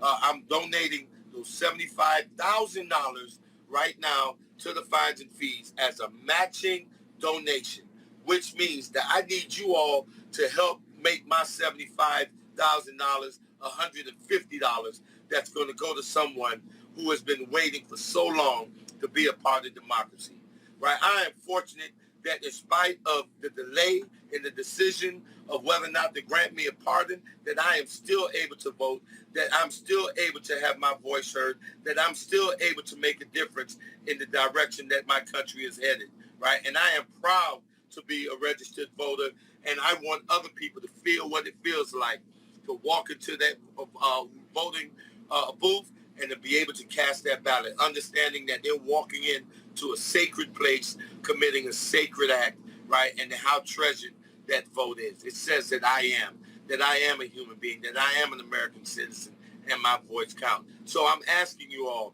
right, help me, help others. Help me by matching my $75,000 donation to the FRRC Fines and Fees Fund so that we can have as many returning citizens as possible be able to participate in elections. Thank you all so much. Listen, once again, you know how I am. Where other people see obstacles, I see opportunities. And this is nothing but another opportunity for us to highlight why we need to change our clemency policies and why it's important to make sure that we free the vote in Florida, that we do not deny democracy to people who have served their time. It's been over 20 years since I've done anything wrong, and I have dedicated all 20 of those years to giving back to the community and being an asset to my community. There is no reason why I should be denied. And I'm going to leave you with something that I should have left the governor with, right? Because when I was standing there in front of the governor and they said that they wanted to take it under consideration and hold off, the one thing that kept going on in my mind that I didn't say is that I was looking at people, the people that were standing in judgment over me today were purportedly people of faith, all right? And when I think of people of faith, I can't help but to think of the story of Jesus Christ when he was on the cross. When he was on the cross dying for our sins, right? And there was a criminal that was right next to him and asked Jesus to be saved. Jesus didn't tell him that he had to wait 5 or 7 years. Jesus didn't tell him, oh, let me take it under consideration and get back with you. Jesus said, this day you shall enter into paradise. That as a person of faith, that we have an understanding that grace is instantaneous. It's instantaneous. And when you have a person like me who has spent 20 years of his life dedicating sacrificing my body, sacrificing time that I could have been with my family to make our community a better place. To tell me that I have to wait is a direct affront to what Jesus stood for. It's a direct affront to what our faith says. And our faith says that grace is instantaneous. Jesus said, this day, not I'm going to take it under consideration. Thank y'all so much. I didn't mean to preach, but hey, listen, we got work to do, y'all. And this day right here only adds fuel to the fire. So let's get to work, y'all. Match my donation. $75,000 matching grant is out there in the air. My URL is somewhere in the chat box. Please click on it and match me. I'll match you dollar for dollar. I promise you, I will match you dollar for dollar all the way up to $75,000. All right, folks. This is the Miami Herald story here, Arena. DeSantis and Chief Financial Officer Jimmy Patronos said they were concerned about Meade's past criminal convictions, including domestic violence against his ex-wife and a court-martial for grand larceny that resulted in a dishonorable discharge from the Army. DeSantis, a former Navy prosecutor, suggested Meade should clear up the military conviction before seeking a full pardon from the state because it is, quote, every bit as criminal as a federal offense. But Meade said his focus was on Florida, where he said he wants to continue the civil rights movement and do God's work. It's from the 90s. It's 2020. Like, we talking about is 25 or 30 years old. Oh, we could start there. It's a pardon for Hold on, Scott, hold on. Rena, go ahead. No, look. I mean, Scott's going to make some great points on the legal stuff here. But let's be honest. If we're going to talk about the right, let's talk about the hypocrisy of the right. Because this whole thing smells foul. This is an unconstitutional tax on voting. Okay? Look, Judge Robert Hinkle held an 8-day trial, and he found the overwhelming majority of these felons were too poor to afford these fines that would be thrown on them, right? Okay. You tell me, how are we supposed to overcome? This is an unconstitutional tax, and we don't talk about it that way because the right, they get away with it. But when you put it in those terms, you call out their hypocrisy. And so what they're doing to Desmond Meade, I am not surprised because this is their way of saying you step far too out of line, black man. This is just their judgment. This is the way they do things. Right. They continue to do things, but they do not want to see their own hypocrisy. And as long as that GOP legislature, the GOP-controlled legislature has its way, they will continue to avert the will of their electorate. Robert, I gotta read this, Robert. Meade's criminal history stemmed from a years-long cocaine addiction, which he's recovered from, he told the governor and cabinet members. It started in 1994 with a third-degree felony for cocaine possession. 2 years later, he faced a felony domestic violence charge, court records show. Charges linked to marijuana possession, resisting arrest, and carrying a concealed weapon also stained his criminal record through 2001. Meade pleaded with the governor to grant the request to the person he is now, and not, quote, the one from 20 years ago who was caught up in a drug addiction. But this is the chief financial officer, Robert. He said he was concerned about domestic violence in his background, saying that he would need to hear from his ex-wife personally on whether she had forgiven him over it. Quote, domestic violence is deadly serious. I don't know if you're applying for a firearm permit, but I got a real problem giving you a gun. I can't go there. I can't get there yet. Robert.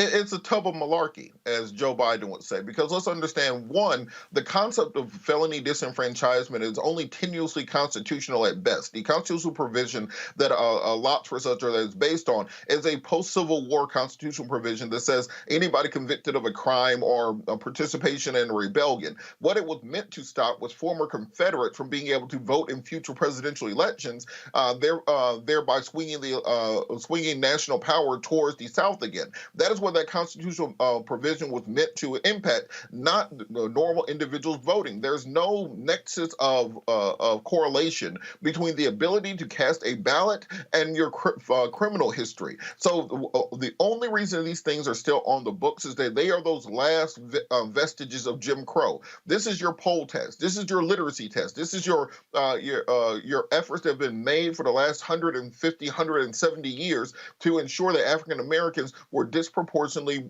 kept away from the ballot box. Because as we know, demographically, states like Florida, states like Georgia, states like South Carolina should be Democratic states. And that's why you see Republican legislatures and Republican governors using every tool in their toolbox to ensure that they can depress the votes of African Americans, of Latinos, and of young people. Because if those people vote in numbers commensurate with the general population, that as the Speaker of the House, David Ralston here in Georgia said, as President Trump said, as Ted Cruz said, Republicans will never win an election again. And what Ron DeSantis was doing today was sending a message to other returning citizens that regardless of what you do, you will never be an ex-felon in this state. We will always leave that imprimatur hanging upon you to limit what you can do in the future.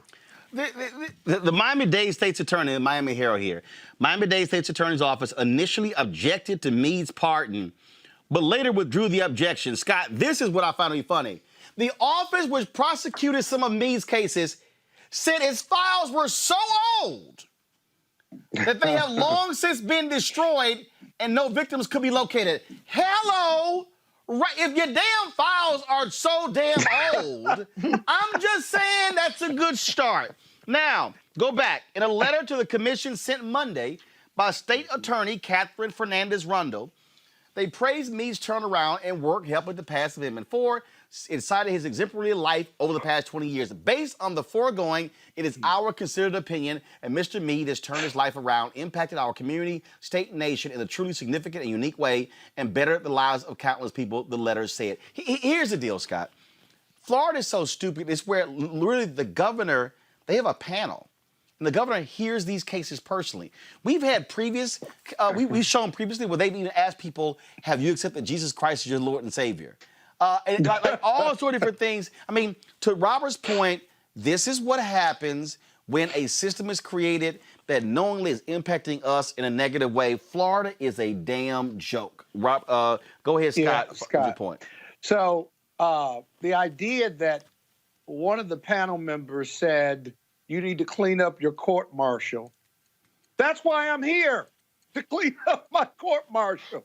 I've lived an exemplary life. So here's the whole deal. First of all, how do you clear up a court martial? You can't. Like where do you go to the federal government and say, hey, can y'all give me a pardon for the court okay, he was court-martialed and dishonorably discharged. That's the process. All right. And, better yet, the person who may be able to reverse that, if it can be reversed, may not even be alive. Who would be your witnesses to do another evaluation? That's why I'm here seeking clemency and a pardon. Secondly, I'm going to concede something to you, Roland. Each state has a pardon and clemency process for expungement or suppression of your record. It has various levels. I do these all over the country for my friends of means and political persuasions. I have only done one hearing in my 30 years of practicing law and doing these pardons at the state level for the last 10 or 15 years. Some of this stuff, if you're 20 years out, is perfunctory. They don't even, they're appointed, by the way, the committee's appointed by the governor in most states. They are so perfunctory and administrative. If you haven't been arrested in the last 20 years, right, nobody cares. No, but in Florida, that's how. And in fact, there are three people. Nikki Fry, the Commissioner of Agriculture and Consumer Services, she voted to request the full pardon. DeSantis and Petronas said they wanted to take it under advisement. Y'all, I'm simply saying, y'all, this is Florida. This is Florida. That's how stupid they are. But this whole issue of expungement is a serious one. And the bottom line is this is National Expungement Week. And then the whole point is to provide legal relief to some 77 million Americans across the United States with convictions on their records. The convictions can restrict access to housing, employment, education, public assistance, and voting rights long after sentences have been served. Joining me right now is Tori Marshall, co-founder of National Expungement Week. Tori, we were talking about this Desmond Meade story. Now, granted, he was trying to get a pardon here, but the crap that DeSantis said is exactly the problem we see in other places as well, where you have people who are sitting in judgment, who are making it difficult for people who are trying to get their lives on track. And hell, how do you sit here and say, improve your life if I can't get housing, if I can't get loans for education, if I can't find a job? What the hell am I supposed to do? Tori, go ahead. Thank you so much for saying that. The first step is to create a plan to reduce recidivism and talk about what that looks like, right? And it's everything you said. How do we get housing? How do we get better jobs? How do we get a job that at least gives me a double-digit hourly?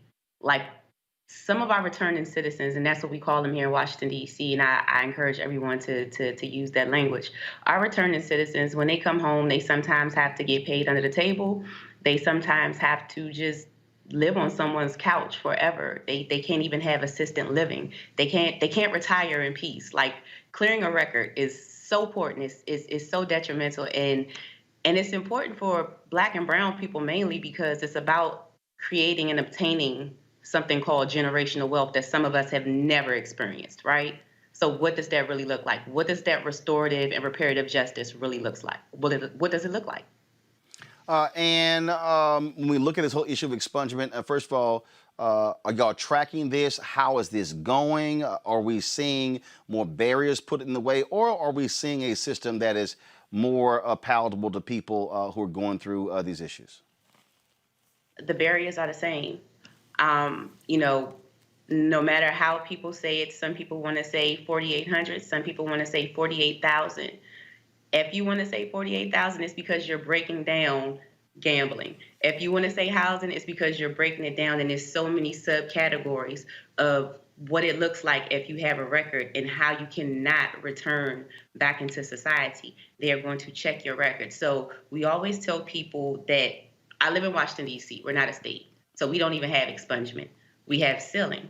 Right now, if you have sealing in your city or state, please just start getting your record sealed. I tell people, yes, it's like they can still pop it open if they really wanted to know what was going on, but why would they want to do that, right? So that's why we push for expungement. And what expungement does is it automatically just removes it. It erases it, and it does not allow your employer to see it. It does not allow your landlord to see it. You know why? Because you've done your time. Time is done. It's over. We have people that have records, just like you said, 20 years back.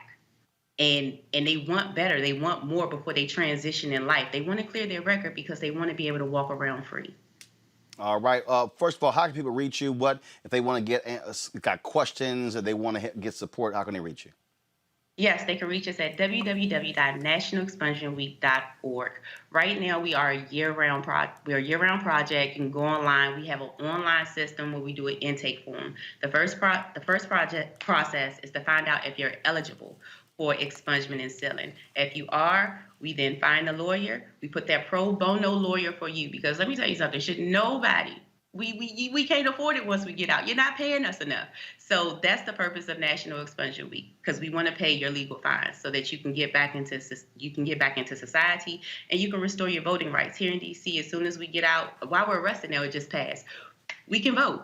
Like our rights are automatically restored to vote. It's not the same, like you said, in other places like Florida. So it's like, what does that look like? Sometimes we have to pay a ticket for somebody, and that's okay. That's fine, because we know they rather pay for food, or they rather pay the electricity than to pay for this ticket. So if they reach us and just hit us up and let us know what's going on, it's like you said, it's like you're amongst the jury of your own peers. And this is what National Expungement Week is. We clear services, and we have wraparound healing services for our community. All right, then. Tori, we sure appreciate it. Thanks a lot.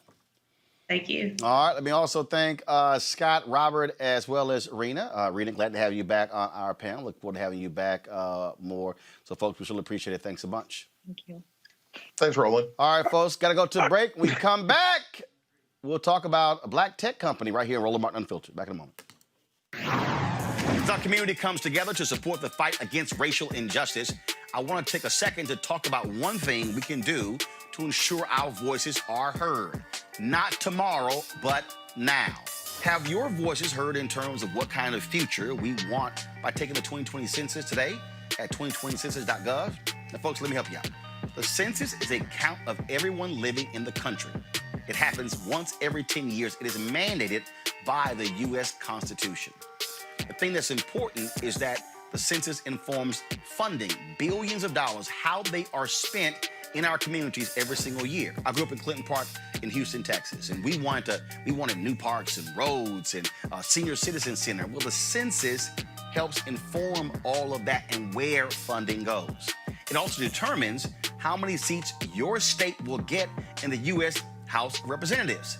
Young black men and young children of color are historically undercounted, which means a potential loss of funding of services that helps our community. Folks, we have the power to change that. We have the power to help determine where hundreds of billions in federal funding go each year for the next 10 years. Funding that can impact our community, our neighborhoods, and our families and friends. Folks, responses are 100% confidential and can't be shared with your landlord, law enforcement, or any government agency. So please, take the 2020 census today. Shape your future. Start at 2020census.gov. So not only do I have to figure out what these candidates stand for and what they're talking about when they're giving all these speeches, and literally every other word I might have to look up in the dictionary just to figure out where their viewpoints are. Not just the President of the United States. Right. It's just, you've got your governors, you've got your Senate, you've got your statesmen. Like, all their platforms they're not laid out there. My point is, they want to keep us quiet. They want to say the issues that matter to us don't really matter. Anything that you are dealing with right now, from the way that you are treated in your school systems, to the amount of money your parents have to pay for that school, to how you're treated when you go to the doctor's office, to the amount of insurance that your parents have. When you see your parents arguing over bills, those are things that can be affected by the fact that you vote. And if you vote, all those things can change.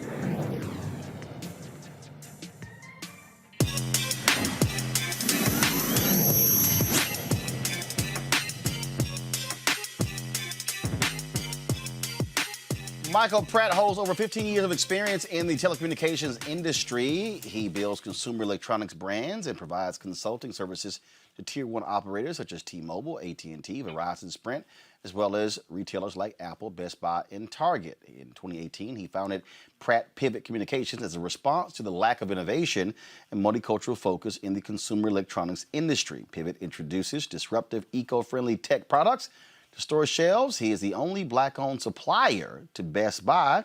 Their new line with Best Buy launches next month. Glad to have you on the show. So, in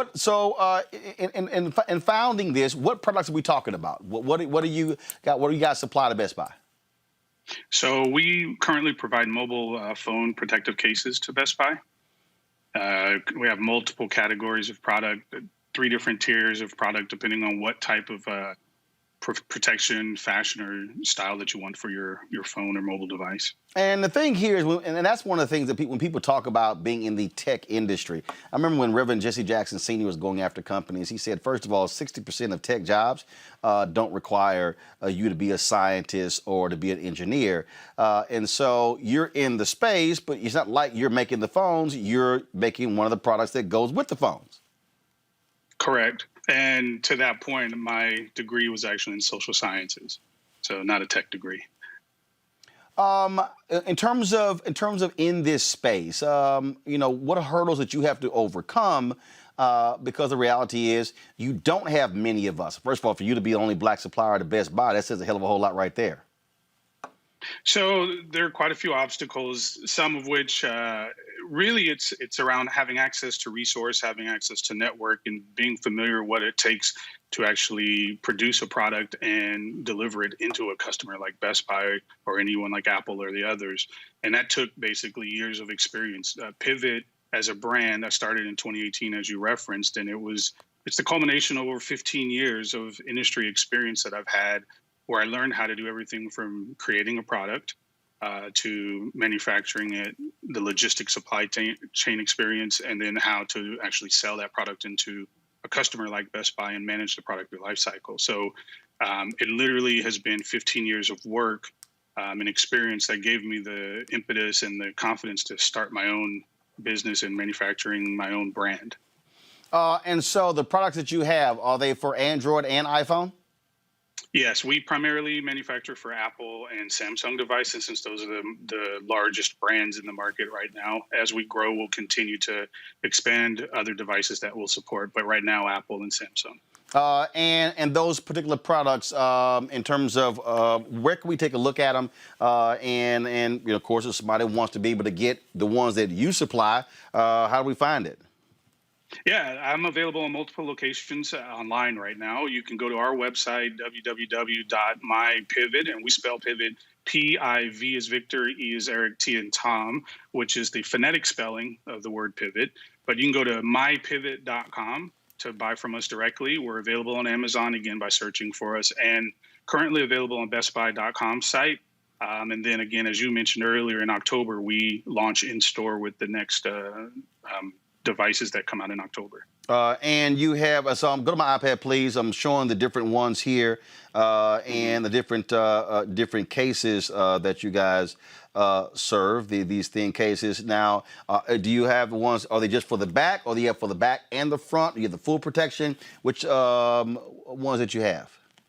Sure. So it's interesting. What you showed on our site there were examples of the devices or the cases we provided to Best Buy back in February of this year. And I'd love to call that out briefly because as a partner with Best Buy, they gave us the opportunity. We partnered with them last year in 2019, and we're looking at a way that we can honor Black America in February. February traditionally is a fairly low season in the mobile industry, and I sat with the team at Best Buy, and we worked on building a program that would represent tech and Black history together.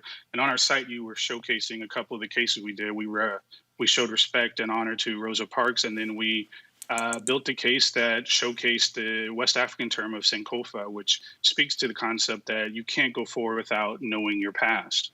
And we're continuing that program. Which one are those? Which one of those? What do they fall under? There's Glacier, Glacier Plus Pro Luna. Yes, the Pro Luna is the size that we developed the Black History Month cases on. And we'll be doing a new round of those in February of 2021. But in October, we are introducing our eco cases, our Pivot self-cycling product. These are the first products in the market globally that our packaging is 100% biodegradable, 100% recyclable. It utilizes vegetable ink, no plastics, and full 100% paper. So when you put it in recycling or trash, it will biodegrade and disappear. And a first for the industry where we are disrupting is we've worked with a lab and developed a material we have trademarked called Toa to Toa. And that material actually allows plastic to break down and become bioavailable. And what that means is that if you don't have the opportunity to put your product, one of our cases, into a recycling bin when you're done with it, if it happens to go into trash, which statistics show that 90% of plastic consumed in America ends up in a landfill. If it ends up in a landfill, the Toa to Toa material will break the plastic down in 4.5 years, turn it into a bioavailable material that nature will actually consume. So ultimately, it ends up with a zero footprint. And that's a disruptive new tech that we are introducing into the market this year in October across our entire. And this here is the folks. Y'all could pull it up in there as well. But this is the Sankofa case you were speaking of, correct? There you go. That is it. Yes.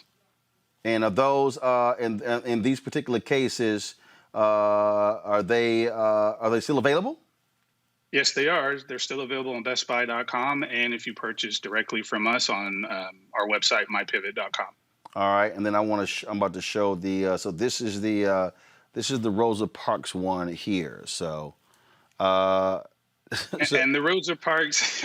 So again, it was a play on trying to bring to a modern millennial environment or zillennial environment someone as important and seminal as Rosa Parks. So while she refused her seat back in 1955, the term "nah" and trust, we did quite a bit of market research to ensure there was no disrespect considered in utilizing that term with Miss Parks. But the word "nah" just resonated as "nah, not today. No, you must got me messed up." Something other than no, not happening.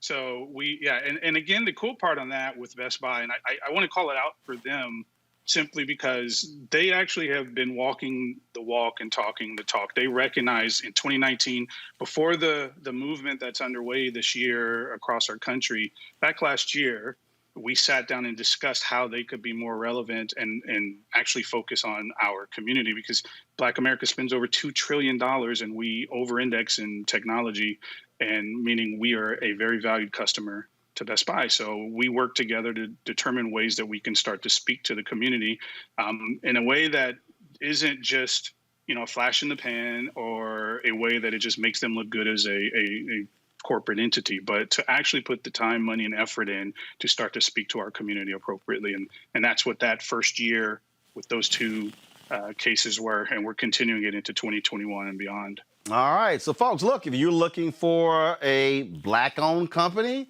to do a case that holds your cell phone, My Pivot, you can go to Best Buy, go to the site and get it. Michael Pratt, we certainly appreciate it, man. Thank you so very much for joining us. I mean, one of the reasons why we created this segment is again, to bring attention to our audience, to folks like you, that otherwise, folks wouldn't even know you even exist out here. And so we certainly appreciate that. We thank the folks with Seek.com for being the partner, the sponsor of this segment as well. And we certainly hope that our listeners, our viewers would actually be driven to your site and you guys see increase in sales. I really appreciate the opportunity to be on the show, Roland, very much. And if you don't mind, I'd love to just say thank you to Rufus Chambers for helping me out with getting in contact with your team so that I can have the opportunity to be here. And then, I just had to let you know. Another alpha man. All right, then. Well, look, it's always good to have some bros on the show, so that's always important. So that's the added piece there. I did not know that. So I appreciate it, my brother. Thank you so very much, and good luck. Thank you so much. All right, folks. Thank you so much, folks. Great show. Let me do this here. As you see, I rocked on Monday, North Carolina A&T. Yesterday, I rocked on the show. Who did I wear yesterday, y'all? Virginia State. I'm joking. And so today, I decided to wear the T-shirt. This is my HBCU, Florida Memorial University. Florida Memorial was the first college commencement speech I gave in 2009, and that was the first honorary degree I got, the first of 5 honorary degrees. So I wanted to shout out Florida Memorial. And so I have not decided who I'm wearing tomorrow, so why don't y'all hit me up on social media and let me know who do you think, what school I need to wear tomorrow. And who I should wear Friday. And so I wanted to mix it up. I was going to be wearing all my different vote shirts, but I chose to go ahead and delay that and rock the HBCU shirts this week. And so we look forward to that. But that last segment, y'all, is why this show matters, okay? We got folks who are watching us right now. We got more than 4,000 who are live right now on YouTube. We got folks who are watching us on Periscope, who are on Facebook as well. And this, folks, is why we created this show, because we wanted to be able to showcase the best of Black America. That right there, look, you are not going to see that, brother, on MSNBC, CNN, on Fox News, ABC, NBC, CBS. That's why we've got to have our own platforms, telling our own stories. So we need you to support Roland Martin Unfiltered by joining our Bring the Funk fan club. Every dollar you give goes to support this show. You can give via Cash App right now, folks. Cash App. $/$ Unfiltered. PayPal.me is /R Martin Unfiltered. Venmo.com is /RM Unfiltered. You can also send a money order to New Vision Media. That's NU Vision Media Inc. 1625 K Street Northwest, Suite 400, Washington, D.C., 2006. You can give right there on YouTube as well. Our goal is to get 20,000 of our fans to join by the end of the year. We are approaching 13,000, and so we need y'all to support us. I would love for us to pick up 100. And here's the deal. If you give $50 or more, you get a personal shout out from me. And so if you give right now, trust me, I will drop the shout outs tomorrow when we're on the show. Somebody said Albany State on here. Here's the deal. I spoke at Albany State, but they didn't give me any gear. So Albany State, y'all got to send me something. Winston-Salem State, I spoke at Winston-Salem State. I don't think y'all sent me any gear. Fort Valley State, yo, did I speak at Fort Valley State? I got to remember I spoke at Fort Valley State. And so, again, I have never spoken at Mississippi Valley State, so I don't have any gear. So, y'all, it won't be Mississippi Valley State. Jackson State, I've never spoken at Jackson State. I've been to Jackson State. I've been by Jackson State. Never spoken there, so I got no Jackson State. Oh, wait a minute, hold up. I did a Jackson State alumni deal. Yeah, but y'all was supposed to send me some gear and it didn't happen. Morgan, Hampton, I got something from Hampton. Morgan is sending me some stuff. And so that's what we got. You could do what we do. So, look, we're going to be I'm rocking it tomorrow. So, look, I got to go. Folks, I'll see you tomorrow. Look forward to our panel tomorrow. Greg Carr, Reese Colbert, and Erica as well. Okay, y'all have a great one. And also, the artwork down here, support artist Leroy Campbell on our set here. That great artwork you see down here, that's because of my man Leroy Campbell. I appreciate it, y'all. I'll see you tomorrow. Hi!